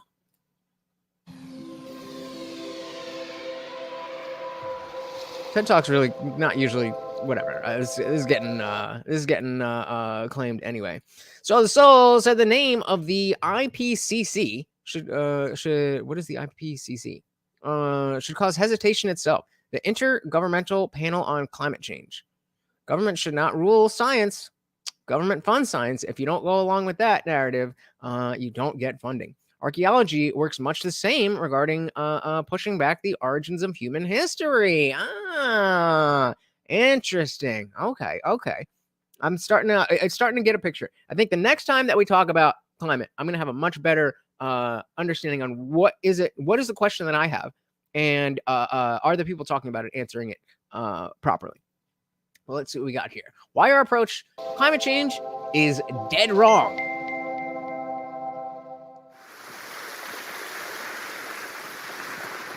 If you've ever been anywhere under 20 degrees with a Texan, on behalf of all of Texas, I'm sorry. You know, I never knew how bad it was until I went on a school trip to Chicago with a supervisor from Minnesota. Yeah, while me and my classmates were in 5 layers of clothing because it was 14 degrees outside and we thought we were facing sudden death, our supervisor was in jeans and a fleece jacket. I hate all the identity politics shit, but that is some white people shit. When y'all be wearing shorts in the middle of winter, like, what are you doing? Acting as annoyed as he was entertained. But hey, in our defense, you can't blame us. I mean, we live in Texas, and Texas is hot. Or, you know, Silence. It's supposed to be. But lately, Texas weather has been more confusing than a Kardashian relationship. But Texas Really? Groans on that? isn't alone. Climate change has been altering and intensifying weather conditions on the global scale, making it impossible for us to deny that it exists. But now that we can no longer deny its existence, we instead deny its urgency. So she's going the other way. It's all wrong because we're not going hard enough. Meaning our current approach is dead wrong. But hopefully today, we can change that. Oh, let's First try off- it. Let's say. So this is exactly what I'm talking about. I want to know if this is her position and she is wrong. I want to be able to point out what she is saying that is wrong. And I don't think that I have the knowledge to do that. Certainly need to do a little bit more reading on that. Liberty Plus TV said, I wear shorts to the store during the winter. It's always Asian people looking at me like I'm a psycho. You are a psycho. It's the winter. God damn it. Put some pants on. Why can't we understand climate change for what it is? I mean, it's not that hard, is it? Apparently it is. The Harvard Business Review explains in an article written in 2018 that there are 2 key reasons we fail to understand climate change for what it is. I hate kids. I cannot. I hate kids. The first, we view the issue as existential. It's a problem that's so widespread, with an impact so detrimental, that we can't fathom what it actually means. I mean, even with social media, we can't actually picture what the other half of the world lives like. Heck, we can barely even imagine another state. But the second reason why it's so easy for us to deny climate change for what it is because the problem isn't linear. Well, sort of. It does get worse as time goes on, but that change is incredibly gradual, making it hard for us to picture. It's kind of like the compound effect. Shout out to Yuri Petrov in the building. Welcome to the party. We are trying to figure out what is really going on with the climate agenda. I'm just saying, why does she talk like that? This is TED Youth, so I'm trying to be nice, but like it's very clear that she was practicing at home, and her mom was like, "You got to give it more emotion. You got to be more animated." And just like, just talk. If you have something to say, just talk. If you take a penny and double it every day, it doesn't seem like a lot until it just is. The problem is climate change acts in that same capacity, but we don't see that change day to day. Yeah, So this is just we don't think it's urgent until this is gonna be this is just an extended version of Greta How Thunberg. dare you? All right, so let's dive back. Oh Jesus, let's dive back into Dr. Willie Soon here, and yeah, she does have rays. Yeah, it's a child. It's a child. It's a child. TED Youth. It's a child. Let's relax. It's a child. Gabri said, yeah, that's just what I thought. That's what I thought we were a TED Talk would be going. This is propaganda forum at the yeah. That's I'm like nah. Yuri's going out on a limb. So I can say global warming is a lie, and that's what Dr. Willie Soon here is saying in his interview with Tucker Carlson as well. But he's talking at a level of like on the as somebody who doesn't necessarily understand. Damn, -20. Whew. I feel sorry for you, brother. God damn, where you at? Where you at? Yeah, right. God damn, yeah, and it's 48 degrees here in Jersey. Saying in Cincinnati, it's in the 20s. So I don't really know, but the problem that I'm having with Dr. Willie Soon here is that even Saudi Arabia, really, damn, is that he's too much of a scientist, and I don't think that's a bad thing. But in terms of trying to explain what he's saying, it's just not as clear as it could be. Let's back this up a little bit. Anyway, so yes, I think science is a problem now because of funding structure. People won't speak out. I don't know why. I think it's natural for people to be afraid, but you can only be afraid for so long. For me, I was frustrated because I was not afraid ever since I was in science. And that goes for any of this stuff. Talking about any of this stuff. If you're afraid, all you're doing is making it worse, not only for yourself, not only for everybody else, but even for the people who have the balls to stand up and speak for you. For you. Every person who is quiet on saying the things that I say make me look more alone. And if you agree with what I'm saying, you're leaving me in the lurch. As long as you're showing up and being part of the show, then you're doing your part. And that's all we got to do. Keep showing up. We will make shit happen. Because I'm in science, because I love science. This is why, from my own perspective, I'm just very sad to see that science is being trampled by all these other non-science forces, Hashtag Fauci. That's why when I look at COVID also, I cannot stand by and say nothing. On COVID-19, there's so many things wrong with it. That's why I want to pre-advertise with my group series that sign.com. We work with a bunch of people.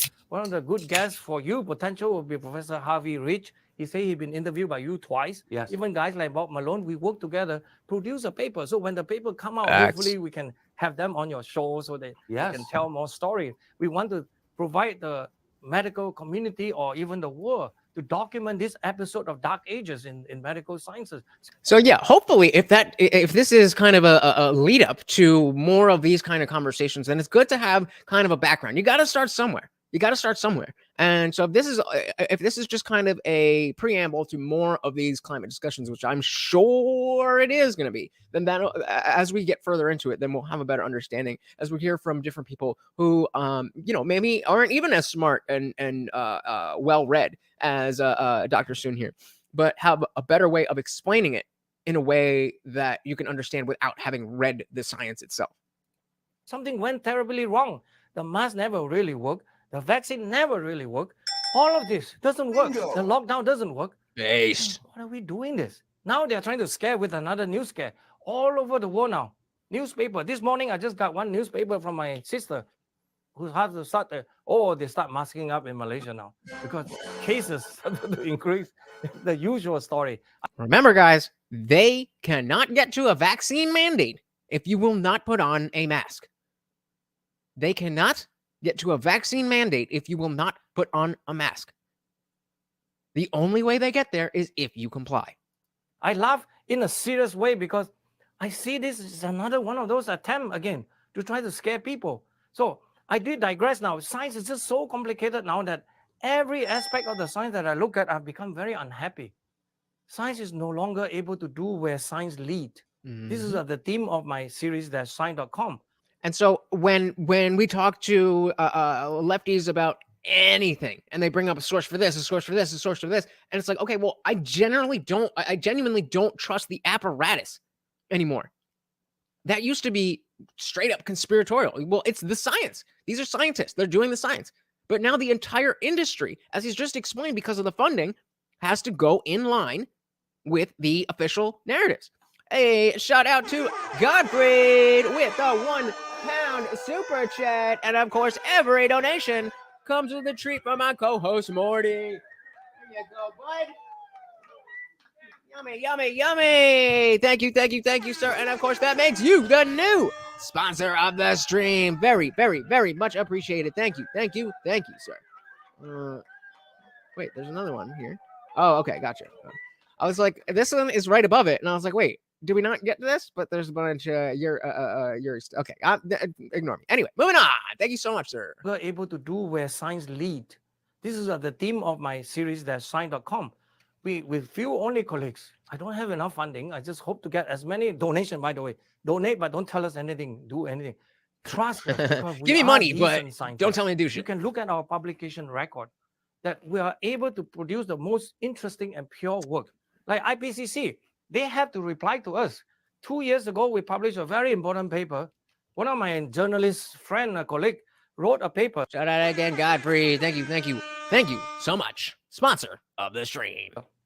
Newspaper article, and then he go and ask IPCC, why are you guys not citing this paper? They use the excuse to say that, oh, these people publish late. We have a deadline here, red line. Oh, if science isn't science if you don't get it in by the deadline, guys. Don't you know that the science changes from day to day? The results that you had from your randomized study that had perfect methodology doesn't count because the deadline was yesterday. What? If you don't publish before #science some date like 2021, okay, like January or 2021, then we won't include your work. So we publish in August, so they wouldn't include my work. But they forgot to say that they claim themselves, they proclaim, UN IPCC proclaim themselves to be the best of the scientific world, produce the most updated and all that.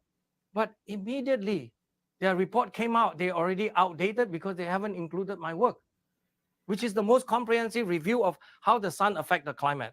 #the science.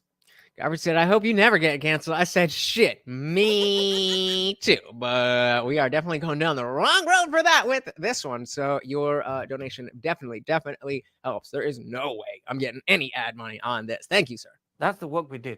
So this year, just 2 months ago, we published 2 more papers convincingly show that even the thermometer data that they show you is not what it is. It's actually not measuring climate. It's measuring urban heat island changes. Urban heat island changes. I have not heard that phrase before. That's where can I write that down? Urban heat island changes. Okay, that's just something I never heard before. Actually, let's what the fuck does that even mean? Urban areas where these structures are highly concentrated and greenery is limited. Some islands of higher temperatures. Okay, what the fuck are we talking about? Heat islands are urbanized areas that experience higher temperatures than the outlying areas. Structures such as buildings, roads, and other infrastructure absorb and re-emit the sun's heat more than natural landscapes such as forests and water bodies. Urban areas where these structures are highly concentrated and greenery limited become islands of higher temperatures. Gotcha. So just like, in the state, if it's, the average is 50, you go to the city because there's no greenery, then there's a lot less heat. They measure the temperature in the most densely populated areas. Yep. And so the said urban heat island effect, rural airport 1930. less concrete is going to be colder than a huge airport with miles of concrete around it. See? Got you guys. I love this. Hey, shout out to Indie Film. Welcome to the party. Coming in hot, knocking Gottfried out as the sponsor of the stream. Thank you so much, sir. Oh man, very much appreciated, especially because you guys know this shit is gonna get demonetized. Thank you again, and now that makes you the new sponsor of the stream. Something that actually not measuring climate, is measuring urban heat island changes. Something that I think everybody can understand. If you go to the inner part of the big city, like TC is one of the best examples. I have graph to show that. You go there, inner city is much warmer than outside because of concrete retaining all the heat, or you change all the surfaces of the, the surface become impervious, which means there's no breathing, no water going in and out. That doesn't make a sense. I'm sorry, that was racist, but I couldn't help it. Things like that.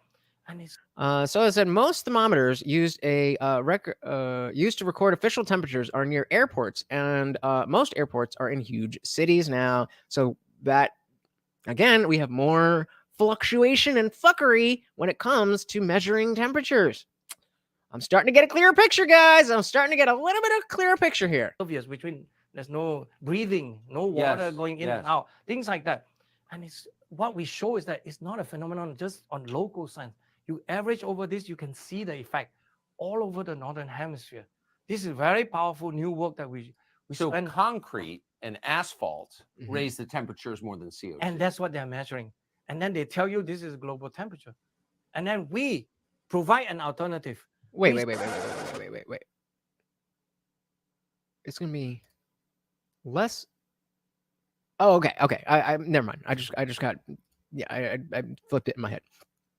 Yuri said, I can say that you will find the same warm islands above lakes, rivers, etc., not only above urban areas. So I guess it's while the urban areas might be a way to affect these warm islands, they're not even the only way. And so again, just more areas to more complexities to spin and twist when the average person doesn't know this stuff.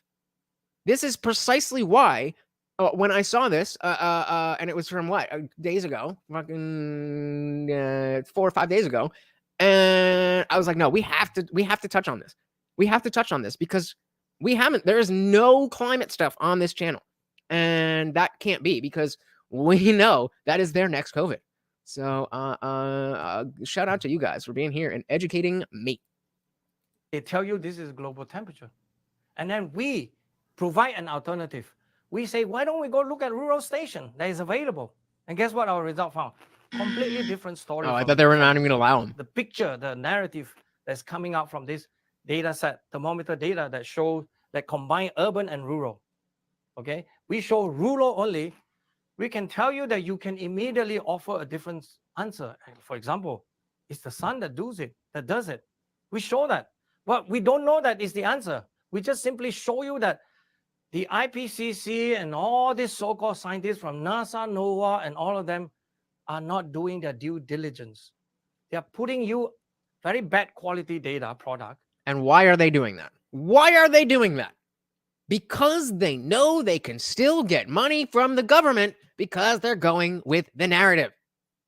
That's the fucking problem with all this. It always comes back to money and pushing the narrative. Everything. So you should adopt a saying from one of my favorite YouTubers.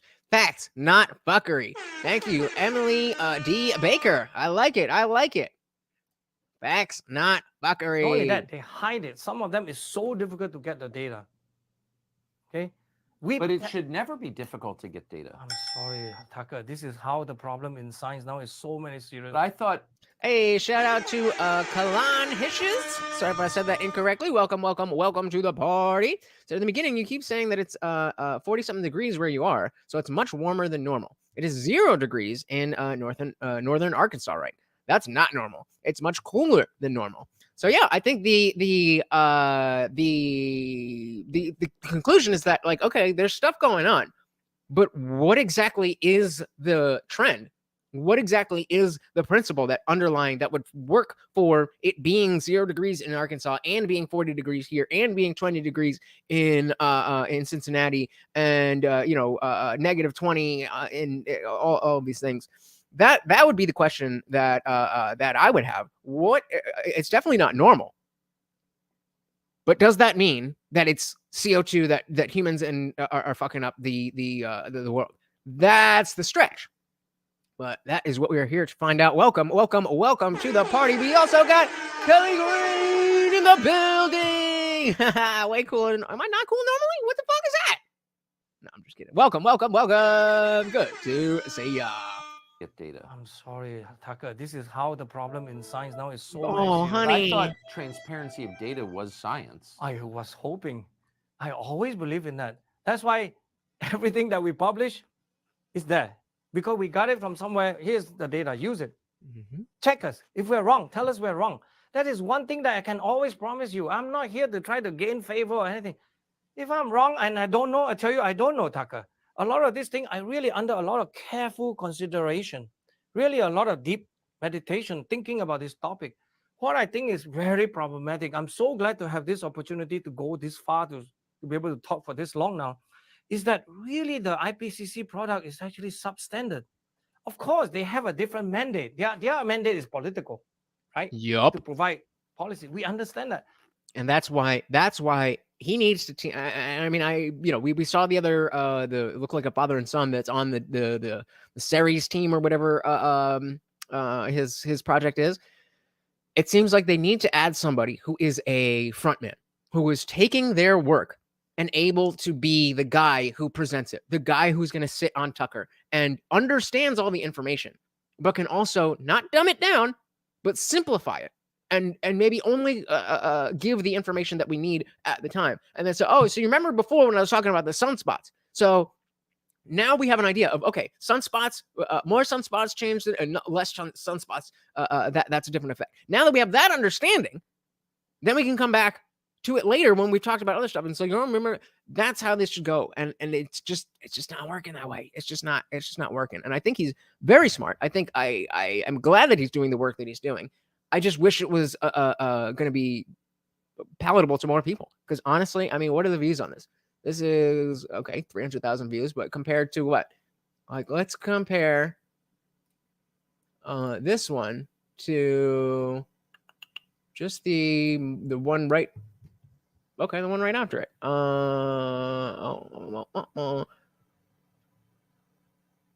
Okay. So we got 300 there. And so he hasn't done the next full one. Was only okay. So the last one, where is it? 450 from Wolf of Wall Street. So okay, not bad. All right, maybe I'm wrong. I guess people will see it. Word up. Soul to Soul said Hunga Tonga volcanic eruption, January 2022, released an extra 10% of the worldwide water vapor into the upper atmosphere. Than what is normally there. We are seeing the effects from that too, that is stronger than climate change, than CO2. Seems like there is some effect of CO2, but it's so minuscule that it's just the people who have a reason to specifically want to stop fossil fuels, maybe because they want electric stuff, maybe because they want to work in nuclear, maybe because they want to work in this, whatever political reasons, not scientific reasons, to say CO2 bad. That's what I'm understanding from all this. Their mandate is political, right? Loser! To provide policy. We understand that. But how many people really understand that pure science doesn't support anything they say? I mean, that's another interesting point about immediate effects. So if we're seeing the volcanic eruption make give us these immediate effects, and then we try to pull that into like, okay, how does that play into our long-term projections of what was going to happen? That makes a lot of sense. Like, how could you know if there's going to be an anomaly unless you are already willing to discount the anomalies because they don't work in your favor? It's coming clear. It's coming in clear. Shout out to Soil the to beginning of this Soul. COP28 meeting, the chairman or this guy from UAE, United Arab Emirates, the chairman, I don't know his name, Sultan Al Jaber or something. He was saying that there's no scientific reasoning to say that we should phase out fossil fuels. He's right. But then he backed off because of all this. Everybody's herd mentality. Everybody's doing the mad thing. Oh, that was sheep. Got it. Gottfried said here in Germany they try right now twisting the narrative in that we're seeing more extreme weather so they can get away with, for example, people calling out that this winter is cooler than the last. And then, yeah, just goes right into what Infilm is saying is correlation is not causations. When glaciers melt, they release CO2. So heat is causing CO2. CO2 is not causing heat. Fair enough. And again, even if it was the case, we have enough plants and greenery around that it wouldn't matter. All right, I'm understanding it. I'm starting to figure it out. And yeah, exactly warmer water releases more CO2 than colder water or ice. Makes a lot of sense. All this. Everybody's herd mentality. Everybody's doing the mad thing. Science is not about that. They all agree now. They all agree to phase out, right? For some kind of agreement. You know, that everybody declare that they're going to do that. Hashtag the science. That they're going to phase out. I don't even know how, actually. Why? Why are you doing this? And then money. They're going to triple the amount of solar and wind power. That is a sad story. Yep. You know, of the amount that we... Without having any real understanding of this. That is precisely what I said. So I'm going to pat myself on the back. Spend that we can document some $3.6 trillion. They spend almost $2 trillion on solar and wind power over the last, 5-10 years or so. Where's the nuclear? And then what they did is that they spend more of the money, $2 trillion on solar and wind. And solar and wind can only account for only 3% of the world power, 85% from fossil fuel, as you can see. Not to mention all the fossil fuels it takes to create these devices that then allow you to use clean energy. It's just all bullshit. Hydropower and nuclear. Nuclear is another puzzle. I checked with all my nuclear expert friends that have been working for years on nuclear power. Nuclear power is one of the saddest stories. I believe that we actually have almost a solution in hand. Not the fusion, of course. It's the fast reactor or the good generation of nuclear power. Get that Tesseract arc reactor shit. Let's go. Peaceful use of that won't even generate nuclear weapon. We can do all of that technology. The only thing barrier is red tapes, environmentally scared of radiation. All these are the problem. We almost have all of that in hand. And as the soul says, and control, exactly right. Take away fossil fuels, take away civilization, period. Green energy cannot do it. Deregulation is needed to allow for innovation to happen. Then we could actually potentially get off of fossil fuels. But you tell me what you think of this. I think realistically, if we get to any place where something like CO2 levels or extreme weather or any of these manifestations that they will blame on climate change and CO2. If any of those happen, then I think what the average narrative is going to be is that like switch over to electric and green energy. But realistically, it seems like what's going to happen is that we'll always use fossil fuels. But we'll just, as he was saying, get better at number one, mining it better, and number two, using it more efficiently. At least in the near future. Like, I mean, once we got Tesla coils all over the place, we don't need that shit. But thanks, Edison.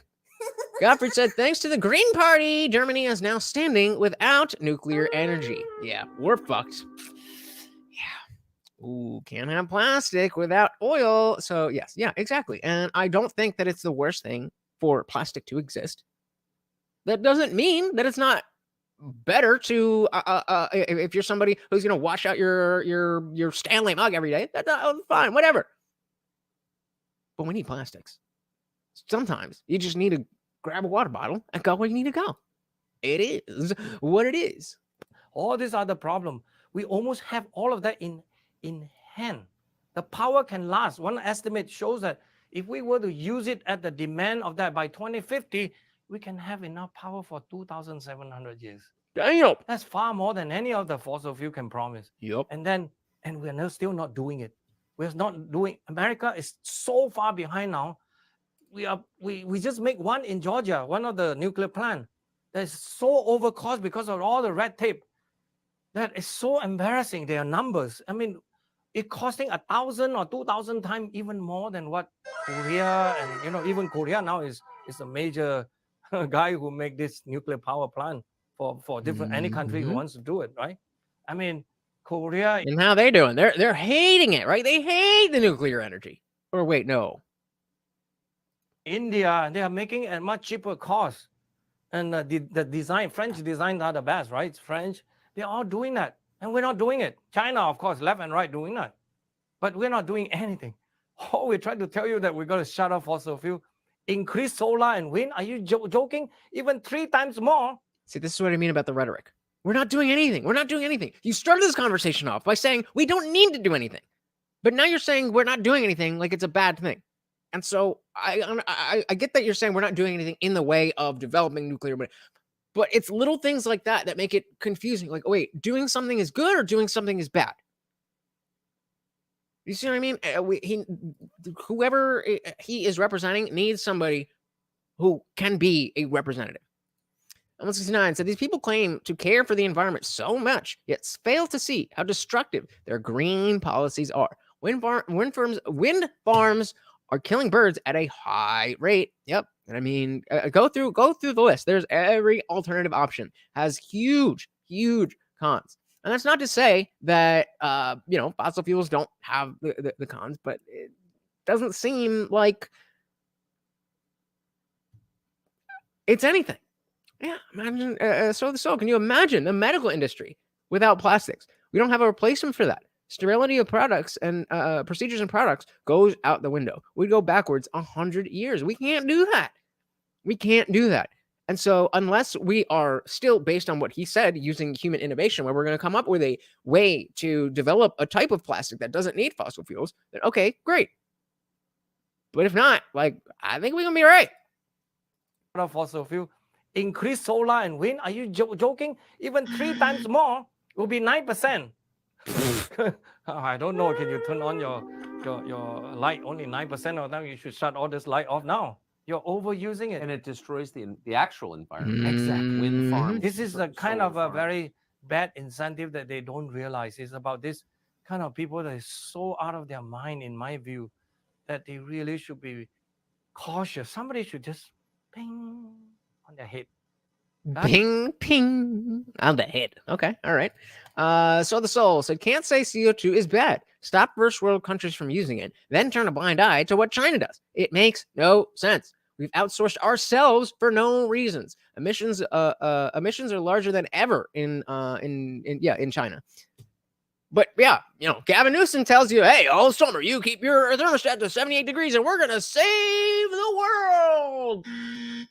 No, you're not. You're not. That's not how this works. I know that you wish and pray and hope that, oh, Gavin Newsom, I hope that what you're saying is reality. No, it hasn't been, and it won't be. Cautious. Somebody should just ping on their head. Guys, don't keep saying those things. You better think twice. Or consult somebody that knows something that is honest. You spent 31 years at Harvard.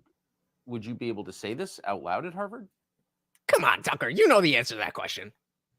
Actually, back then, I also didn't care. But most of the time, I get called into the director's office, this and that. They're always trying to tell, oh, why are you saying that? Why are you saying this? I say, well, I'm a scientist. I should say whatever I want to say. Based. Not only that, the problem when I was at Harvard, part of the reason I quit, as I try to explain, is about JET requirement. But another one is a bit of censorship. Ooh, censorship. That we know all about. So Godfrey has a question for the chat. Do you know the wind power plants get buried? Wind power plants get buried when they break down, which is about after 15 to 20 years. Not green at all. Surprising? Nope, not surprising either. It's like the degree to which every political position that you see on the left can be undergirded by short-sightedness, immediate gratification, and a lack of principles. Show me the left-wing position that does not follow that. You can, bro. You can.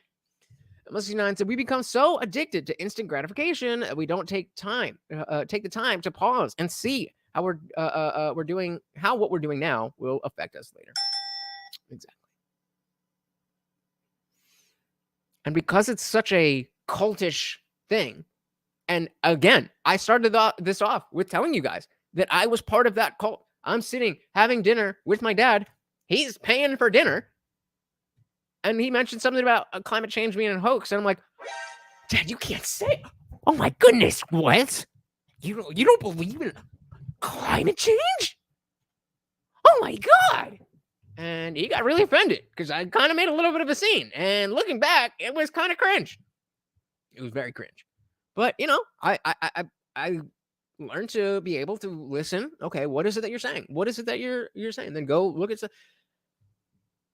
and it turns out that I was the people who have the positions of, oh, climate change is bad. Oh, the gays are this. Oh, the trans is that. Oh, women this. They're all based in bullshit. They're all based in bullshit. So I had to take that out. So if you're watching this and you came in skeptical, I hope you could see that I'm being skeptical of the man. But it does seem like the whole climate agenda is a quote unquote agenda. I don't know how that's arguable at this point. So the soul said, yes, I've seen pictures of that. And how do you suppose they bury them? Using gas-powered tractors. So green. And 169 said appliances aren't built to last or be repaired. If it breaks, we don't fix it, we replace it. Not only that, but like they'll have especially with phones, it's like you don't even need a new phone, but they'll give you a free phone because like your iPhone 12 is gonna be fine until at least the iPhone 14. Chill out. It's insane. It's insane. Yeah, recycled, right? That's a whole, I mean, recycling is another whole fucking hoax. Like that doesn't exist. I stopped even trying. Like I just throw all my shit in the garbage. There's no such thing as recycling. That is another lie. I try to explain it's about job requirement, but another one is a bit of censorship. I can only do certain thing. I cannot do certain thing. Like I would never be able to write paper on COVID-19. I would never be able to work on, let's say, environmental air pollution issues, like, so-called NOx or SOx and all this other thing, or mercury and things like that. Wait a minute. You are telling me that at Harvard University, you can't have a genuine conversation about COVID or climate change? What? That doesn't make sense. It's Harvard.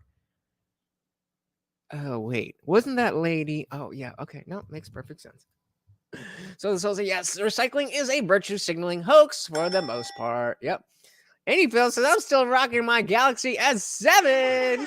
Of course, the camera and the flashlight stopped working recently, so I'm guessing I'm in the market. But I mean, yeah, I do a lot on my phone. So my phone is one of the things where I'm like, okay, I do want, the top level thing. Mostly, hey, give me the wish.com version, whatever, as long as it works, I'm good. But I am somebody who likes to have my phone. But still, I started with it wasn't what became, oh, no. Before the 6, they had the Nexus. So my first Galaxy was the Galaxy Nexus. Then I got the Galaxy S6 Edge, the one that had the Edge thing. I didn't like that. So I got the regular S7. Then, I kept upgrading. And now, what is this one? This is the, I don't know. It's new. It's good, but... So it's another S20 FE doing everything I need it to do. Shout out to the Android people out there. Y'all know what's good. It's cute that iPhone people think they know, but anyway. Issues, like, so-called NOx or SOx and all this other thing, or mercury and things like that. I study a lot on those issues because I personally are concerned, so I dig into the literature, one thing after another. Basically, because I sleep very little, so I really do a lot of things. I flip every rock, pebbles, anything you want. Cocaine! Real quick, put a 1 in the chat if you are aware of the documentary Cowspiracy. So I study a lot. I produce a result that is good enough that can be making a lot of scientific, but I never publish them because they simply won't allow. They So wouldn't allow you? yes, it's about a matter of allowing because they say it doesn't fit the theme of the Center for Astrophysics. So I don't want to talk back about the institution, but it is the finest astrophysics institution in the world. In terms of instrument building, in terms of technology, we can produce the best. You know, you often look at the X-ray picture. Rhett's watching like, what the fuck is a memory card? So Apple, anything nowadays. Shout out to Oregon Trail game, those early desktop Apple Macs. Oh yeah. It wasn't until the iPhone generation that Apple became like Apple Macintosh. That was it. But once they realized that they could hook you in, it's like, bro, I get triggered. Not because I'm like, oh, Android is so much better, but iPhone people genuinely think that their device is better. And it's like, it's not. Yeah, shout out to Louis Rossman, friend of the channel. Of the sun, those are from very fine camera that we built that with multi-coding layers because the X-ray, they come in very slowly and then they're going to diffuse, come out, but we make very fine way to catch them so they can come up. So the image are crystal clear. You can see all the structure on the sun. It's made by my center. They are good scientists, except that when it comes down to a larger picture of science, shh, don't say this, don't say that, this and that. And then all of that. This is why even at Harvard, I quit taking money from NASA and NSF, all these other places in 2004 because I'm beginning to think that science being so unaccountable, strings attached, funded by taxpayer, that all these people, it's so unconscionable. So I personally chose that. That is nobody to blame but myself. But I chose to take only from foundation who are willing to give me money, right? So I wrote those kind of proposal and then got to go through the director's office, this and that, right? I have a very, very happy and fruitful career. Everybody can look up my publication list. It's very long. And not only that, it's not the number that counts. It's the quality of the paper. I always want to remind people, I don't like talking about how many thousands of paper you write, this and that. It's not important. Which paper that is really important for certain issues? That's a good point, because you have, like you say, there's scientists who've written, they'll write a paper every 2 weeks. But we all remember Einstein's one paper on special relativity. It's important that if you are able to show that, that's good. That's what I mean. All my papers are basically under a lot of this serious thinking and serious evaluation, checking and rechecking before I would care to write about anything. So the Soul says we are really in the infancy of understanding how the sun affects climate. We could be further ahead if the CO2 narrative wasn't so dominant. So okay, that makes me feel a little bit better that I'm the notion that it's the sun, it's all the sun. That narrative is relatively new to me.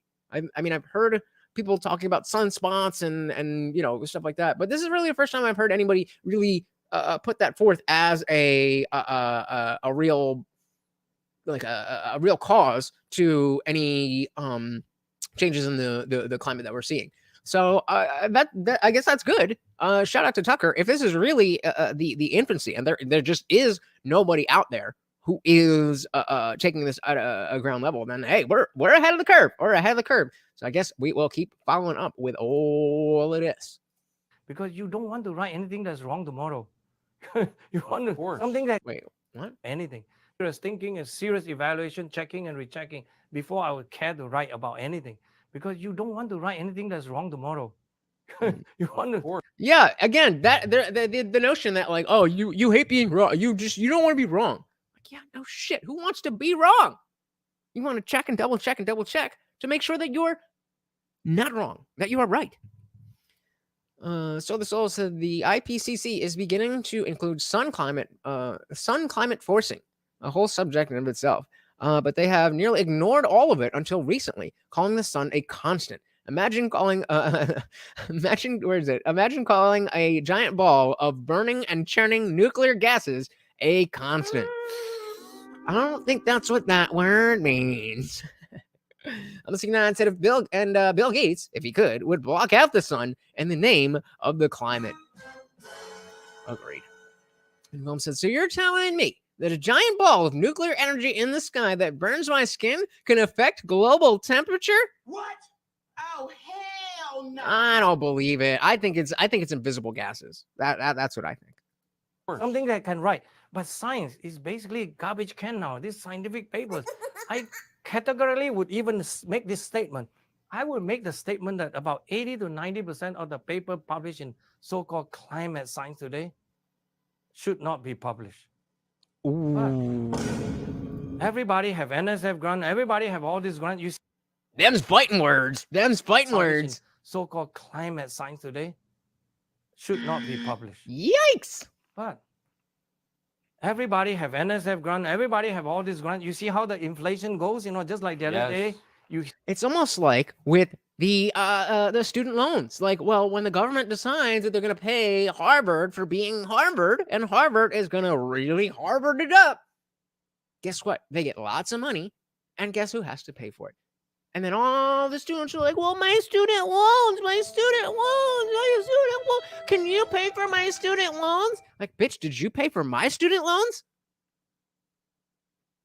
Oh, no. Okay, get it. No, I got it. Like, they definitely fucked you over with that shit, but they fucked you over, not me. hear that Yale University, a large part of it, most of the students on 2022 or something all got grade A grade, grade A, they diluted the grade. But Harvey Rich assured me that in medical sciences and hard sciences, Harvey Rich is the professor at Yale University. He teaches in the medical school. So he said, no, not true. So that he tried to assure me he has quality. Maybe not in his class, but Harvey not in any other class, right? Anyway. So I want to. Not. So did he? I'm confused as to whether that was a joke that he's saying, oh no, not in my class or not everybody else. Is he the only class that's taking this seriously? So he's in hard sciences. Harvey Rich is the professor at Yale University. So he's a professor at Yale. Teach in the medical school. In the medical so school. he said, no, not true. So that he tried to assure me he has quality. And that's a joke that he has quality. I don't get it. I'm lost. Amos United said there was an article about 4 years ago that said most of the medical journals can't be trusted because of the special interest funding in the journal.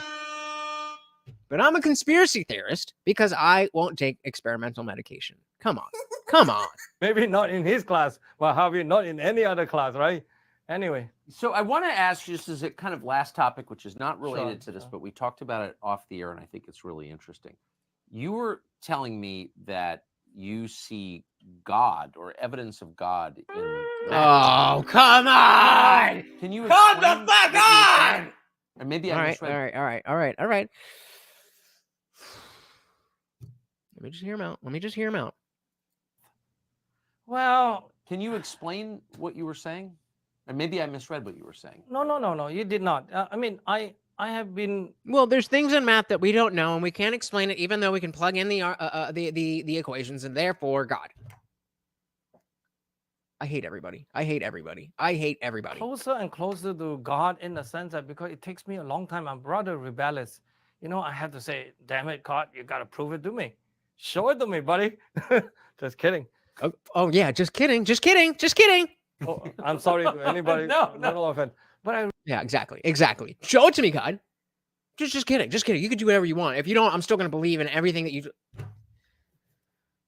really say it in that way, you talk to yourself in a sense. But in many, many moments in history of physics or mathematics, things come out. You see, mathematics, is this very pure word that it seems to have no connection to real world physics. That's right. It's true. It's complex number is one of them. But it appears in quantum mechanics. Yes. Right? It's so beautiful. Yes. But one of the things that sometimes you see in the equation is so amazing. When you formulate, maybe. Oh, sometimes when I look at a flower, it's like, oh my God, that's so beautiful. How could it be here without a God? There must be a God. Look at all the people. Look at the love. Oh my God. It's so much beauty. Shut up. That's not an argument. That is what we call the God of the gaps. Also known as God derangement syndrome. You're goddamn right I'm getting triggered. Oh, the math is so beautiful. That's because it's describing the entire fucking universe. Every aspect of the universe. Yes, it's beautiful. How does that mean God? Complex number is one of them, but it appears in quantum mechanics, right? It's so beautiful. Wow. But one of the things that sometimes you see in the equation is so amazing. When you formulate, maybe it's not right, maybe it's this and that, maybe, you doubt yourself. But one of the most beautiful equation was the one that derived by Paul Dirac. He's a professor at Cambridge University, but he retired in Florida, by the way. Okay. He died in Florida, Tallahassee. I mean, it's a refuge for him because he doesn't like to talk. He would sit there for 5 days, he don't talk. One day, all of a sudden, he talked. But anyway, he formulated, he's a beautiful man. Paul Dirac, he formulated this relativistic equation of for electrons. But in one of the equation, the solution come out to be a negative sign. Not only that, there's a square root involved, so there's strange behavior. There's a negative sign in law, but it has the exact property, like an electron and all that stuff. How come? Everybody say you're crazy, you're stupid, this and that, right? I don't know. So it must be God. Just like before we understood what quarks were, wait, there's something smaller than an atom. There's something smaller than an electron. It must be God. It's just more physics, brother. This is so frustrating because now everything that I could definitely grant that you can be a religious person and practice science without letting your religiosity come into it. But now you're specifically bringing in religious language, religious thinking, spirituality into mathematics, the most dry thing ever. And I agree that there's a level of awe when you see what math can do, when you take these numbers and how everything really, really lines up exactly as we would expect it to do. That's because we live here. If it wasn't that way, then we wouldn't be here to be able to observe it. This is backwards, unscientific thinking. So everything that you've said has now gone just a little bit less credible. God damn it. Every single fucking time. How come? Everybody say you're crazy, you're stupid, this and that, right? Stupid. He's not even he didn't, no sweat, buddy. He just say, I am right. Many years later, a few years later, it is shown in Caltech by Carl Anderson to show there's actually such a thing called positron. The opposite, the brothers of electron. There's such a thing. And then if you ask yourself, how is it possible? Right? There's something, this is just out of nowhere. Where does this thing come from? And then in mathematical sciences, there's a lot of things like this, like geometry. There's an even more famous thing about in geometry is called Calabi-Yau manifold that related to string theory. Mm-hmm. So I'm looking to see whether he is saying that something like I would say that in a high level, like quantum mechanics, physics, mathematics, at these high levels where we work in theoretical things and we can't really actually touch and feel what we're measuring, then there is a level of faith that okay, I think this will work. But the faith comes from a very strong evidentiary standpoint. And so if he's going to say that, with these things, we have a lack of knowledge, yet we can use that lack of knowledge to come to knowledge, how could that be? And that is similar to what it would be in a religion. That's one thing. But if you're going to call that, well, it must be God, that's a very, very, very different thing. This thing was basically a revisit of Einstein's general relativity equation, asking itself whether is it possible to have close curvature in space-time that you actually don't require even gravity to be there. And they show that Calabi was trying to prove this. Xingdong Yao is one of the great mathematicians, right? He's at Harvard, but he retired. Now he go to China, right? Yeah, so I'm saying, I don't know. I've heard it argued that if we push science as far as we can, we end up looking at the face of God. Who knows? I don't pretend to have all the answers. I completely accept that this is the logical conclusion to continuing to do science. What is the face of God? In a scientific context, what is the face of God?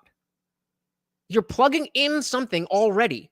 How can you know what how can you know what you're looking at if you don't know what it is that you're looking at? Unless you're literally saying that there's a man's face, which I don't think is what you believe, and maybe it is, and fine, fair enough. But this is the difference in what I'm saying, that if we look at if we get to some source of knowledge or something that is beyond the hard physics that we understand, and that there is, something else out there, and we can understand that. You can call it God, but it's certainly not Yahweh of the Bible. And so why are we using the word God? Why are we using the word God?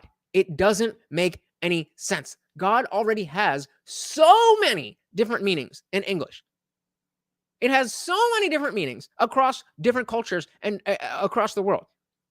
So the one place where, if it is what it is, if this God that y'all believe in really does exist, then science is the one place where scientists should be able to say, okay, well, this is this, that, and that. And you guys are just like, yeah, this is what we believed in as God the whole time. And atheists can be like, okay, cool. Well, you were right. And now we have proof. But the face of God is not a scientific term. And so I agree with the sentiment that you are saying. I agree with you. Who knows? I don't have all the answers either. But framing it with the face of God is the issue in the first place. Larry Plus TV, he said, even the people at CERN worship Baphomet? What is Baphomet? Is this the owl thingy?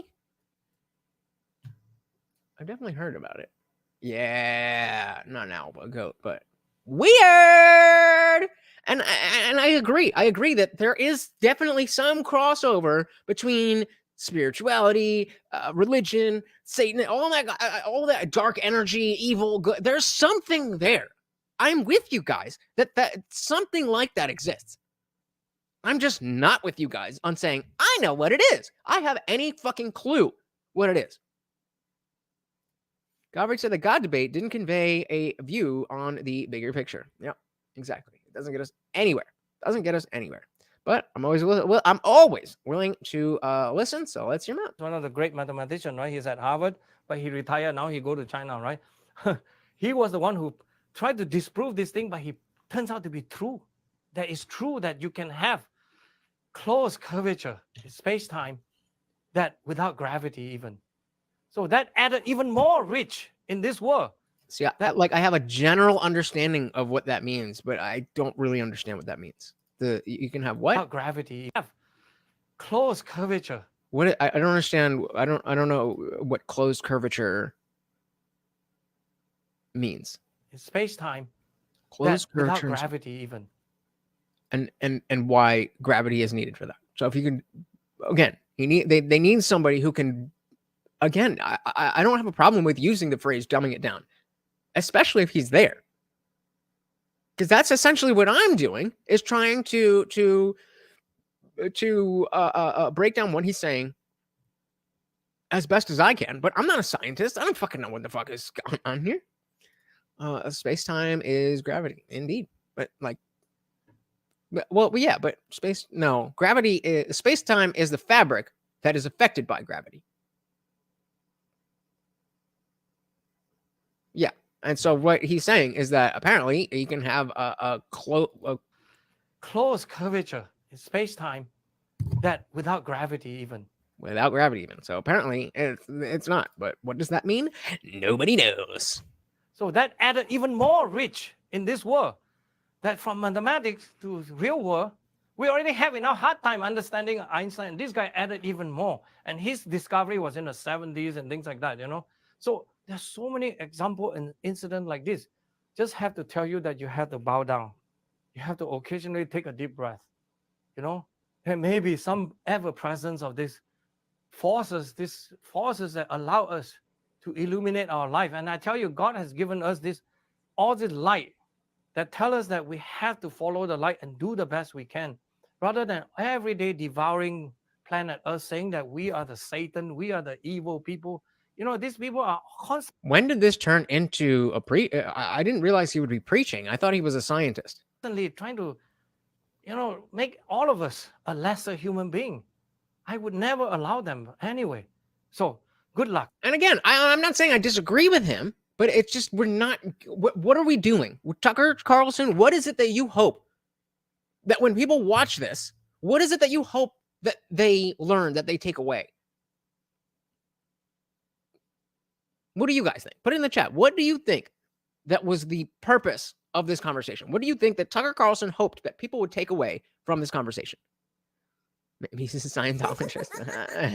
maybe they're crawling around everywhere, but do they believe in they believe in some weird shit. A lesser human being.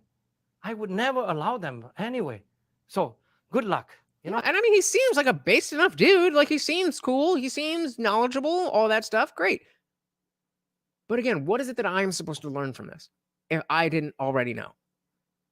And if I didn't already know, like, I'm not the smartest person in the world, but I'm certainly more well-read than your average Joe fucking retard out there. And it's not a partisan thing. So there's dumb people who watch fucking the Young Turks, and there's dumb people who watch Tucker Carlson. So if all of us collectively, except for Soul of the Soul, who's been, who knows this shit backwards and forwards, apparently.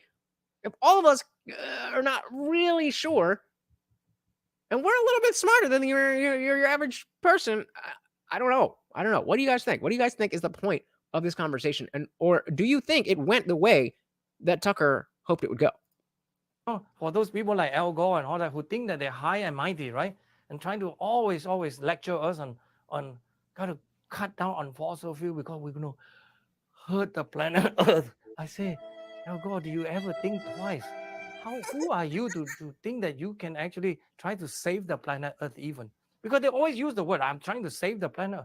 I don't know who gives them the right to save the planet Earth. How dare you? Same with this experiment that they're trying to do, by the way. The experiment to say that we must cut down CO2 emission. I told you CO2 is good for, for life. Because I asked Al Gore, indeed, when I asked Al Gore the question in UC Santa Barbara, is that CO2 is gas of life. Who give you the audacity to cut down this? Then are you going to be responsible for the ecological and humanitarian, all this crisis? Even we know rising CO2 affect even plants, especially food production, right? Maybe not exact number we know, but it does positively, right? We have technology to help it, better seed, better all this fertilization, all this other thing. But who give them the idea to do that, to cut down? Because it's generally going to be good for life, because you have to push them around, because nobody should give them the authority. So far, I don't think anyone can answer that question for me. So I tell them to please bow down to God. Really answer to that question first before you do anything else, because it's ridiculous for them to keep claim. I don't have the answers to the science, so just bow down to God. Maybe he is a Scientologist. That they have the upper moral and ethical high ground to try to prescribe everybody to live in certain conditions that they choose. But they themselves don't follow the rules. And they tell us to take a bus. Al Gore always even tell people to take a bus, Al Gore. So M69 said takeaways. Climate change isn't a result of CO2. Fossil fuels are not the great evil. Numbers have been and are being manipulated to fit the progressive left agenda. Bingo. Well said. Well said. I mean, I was going to say something like that to wrap it up, but thank you, M169, for doing my job for me, because I'm triggered. I'm not happy. My God, I say, Al Gore, you take a bus from Tennessee to Massachusetts, I'll be waiting for you down there. Please. I mean, this guy is just out of this world, man. I'm sorry, Al Gore, but you can still call me. What? I'm sorry, Al Gore. You can still call me. Take a stance, bro. Take a stance. We're learning more than we did. And in part learning, there's more we need to learn. I think that is the comment of the night. Indeed. Comment of the night. That's just, that's just where we're at. And that's okay. I didn't necessarily understand how, the fact that Soil said that we're like in the infancy. The fact that we're in infancy of understanding how the sun affects the climate, that makes me feel a little bit better about this whole thing. Because again, like you got to start somewhere. But hopefully this is gonna get some other people who are better at breaking things down, take on this same message and then put it out there. Or people who are better at asking the questions, because Tucker didn't really dive into anything. You know, like let's say this guy ends up on Timcast, then they can, well, okay, so like, you know, especially Ian will be like, so the climate scientists say, why is that wrong? Why is that wrong? Okay, but what, and so maybe, but the starting point is really all this is. Robert said, even though when gravity doesn't seem to be apparent, it's nevertheless still present. Even rogue planets are getting affected by traveling black holes and solar systems around them. Yeah, there's a lot out there still to learn. So the Solo said, I really hate when scientists bring religion, bring religion and God into the argument. It takes away from the evidence we do have to fight against these narratives. Exactly. Why? Well, if you don't know, just bow down to God. That is the most unscientific thing that you could possibly say. Come up with a more unscientific statement. Can you, Willie, soon, thank you. But before you go, last thing for viewers who want to know more about what you do, can you say once again where they can read it? Please, I hope that I don't disappoint anyone, but please come to series-sign.com. And I want to make one plug for my good friend, Hal Shurtleff. As I get older and older, including my own kids, 3 kids has been going to the Camp Constitution at New Hampshire. And I just dropped that link in the chat if you guys want to check out some more of what he does. But I wanted to invite Tucker Carlson to come because Vivek Ramaswamy came last summer. And because we are a very, very small group, we are a tiny little group called Camp Constitution. So campconstitution.net. You told me that you're associated with Vivek and you didn't bring that up the whole time? We offer basically family, kind of a Christian kind of a background, but we don't talk about Christ all the time, but we talk about Bibles, we talk about... Sorry, game over. And let's I said a better way to put that would have been be humble enough to admit what you don't know. Exactly. You can say the same things without triggering people like me. And I'm mature enough to understand that even though I'm triggered and I hate when people use the religious language and it leads to all the bad things that it does, I can still listen to the message behind it. But not everybody can. There's too many people that are going to listen and maybe they're on the left and maybe they are open-minded. Maybe they don't trust the climate agenda. And maybe they tune in and they see Willie here talking all this, whatever. But of course, they're, a leftist atheist. They're not like, some raging militant atheist, but they just happen not to believe in God. And then hear say, well, everybody should bow down to God. And now it goes out the window. Oh, more Tucker Carlson just pushing the religious right, Christian, whatever.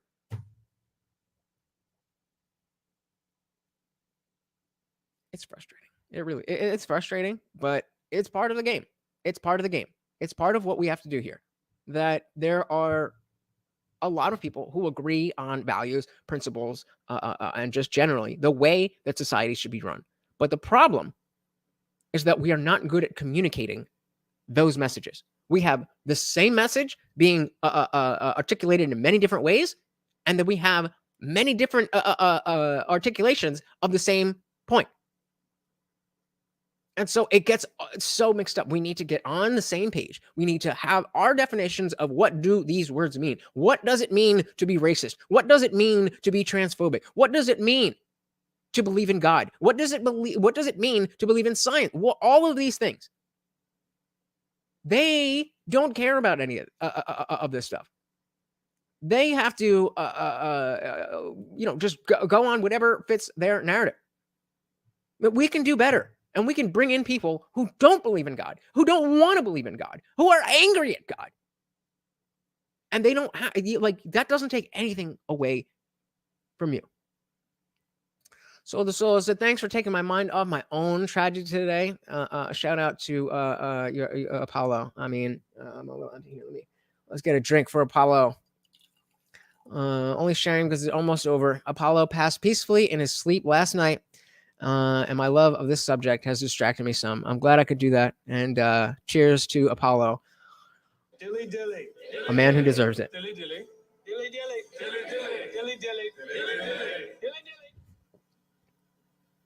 dilly dilly to Apollo, dilly dilly to soil the soul, and I don't have words for this, so I'm glad I was able to distract you a little bit, but I know that you're, that's heavy, and we're always there in Discord if you if you just want to chat, if you just want to vent, if you just want to whatever, if you want to just DM me and not blast it out in public, we're always there. We are a family, we are a community, and it's the hard times when that really matters, whether it's politics or personal. It's the hard times when we need our community, our support system, and that is what I'm trying to build here.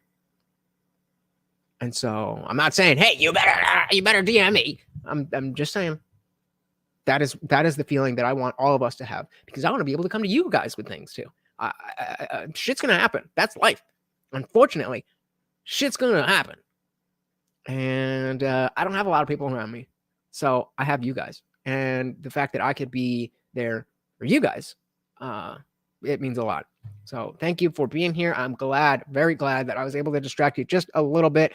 Sorry you have to go back to reality, but I know you're a tough chick, and you will be able to handle it and overcome. Not get over it, like Donald Trump said to the people in Iowa, because that is the wrong way to say it. But the sentiment that you are strong and you will overcome is what he meant to say. And I will say the same to you. You are strong and you will overcome. Let's give a shout out. Let's give a shout out to the donations. Shout out to Godfried for the £1 super chat. And we also had our boy Indie Film with the $5 super chat. Thank you so much. Thank you so much, guys. I hope you guys enjoyed this one, even though, it wasn't the most exciting, it wasn't the most crazy, and it maybe wasn't the most clear. But not all of them are going to be, and that doesn't mean that this is any less important. So thank you so much for hanging out once again. This is Morty, and I am your host, Lutch, aka the Indian Jesus, here to resurrect the second coming of common sense. Until next time, guys, I am out of here. Peace.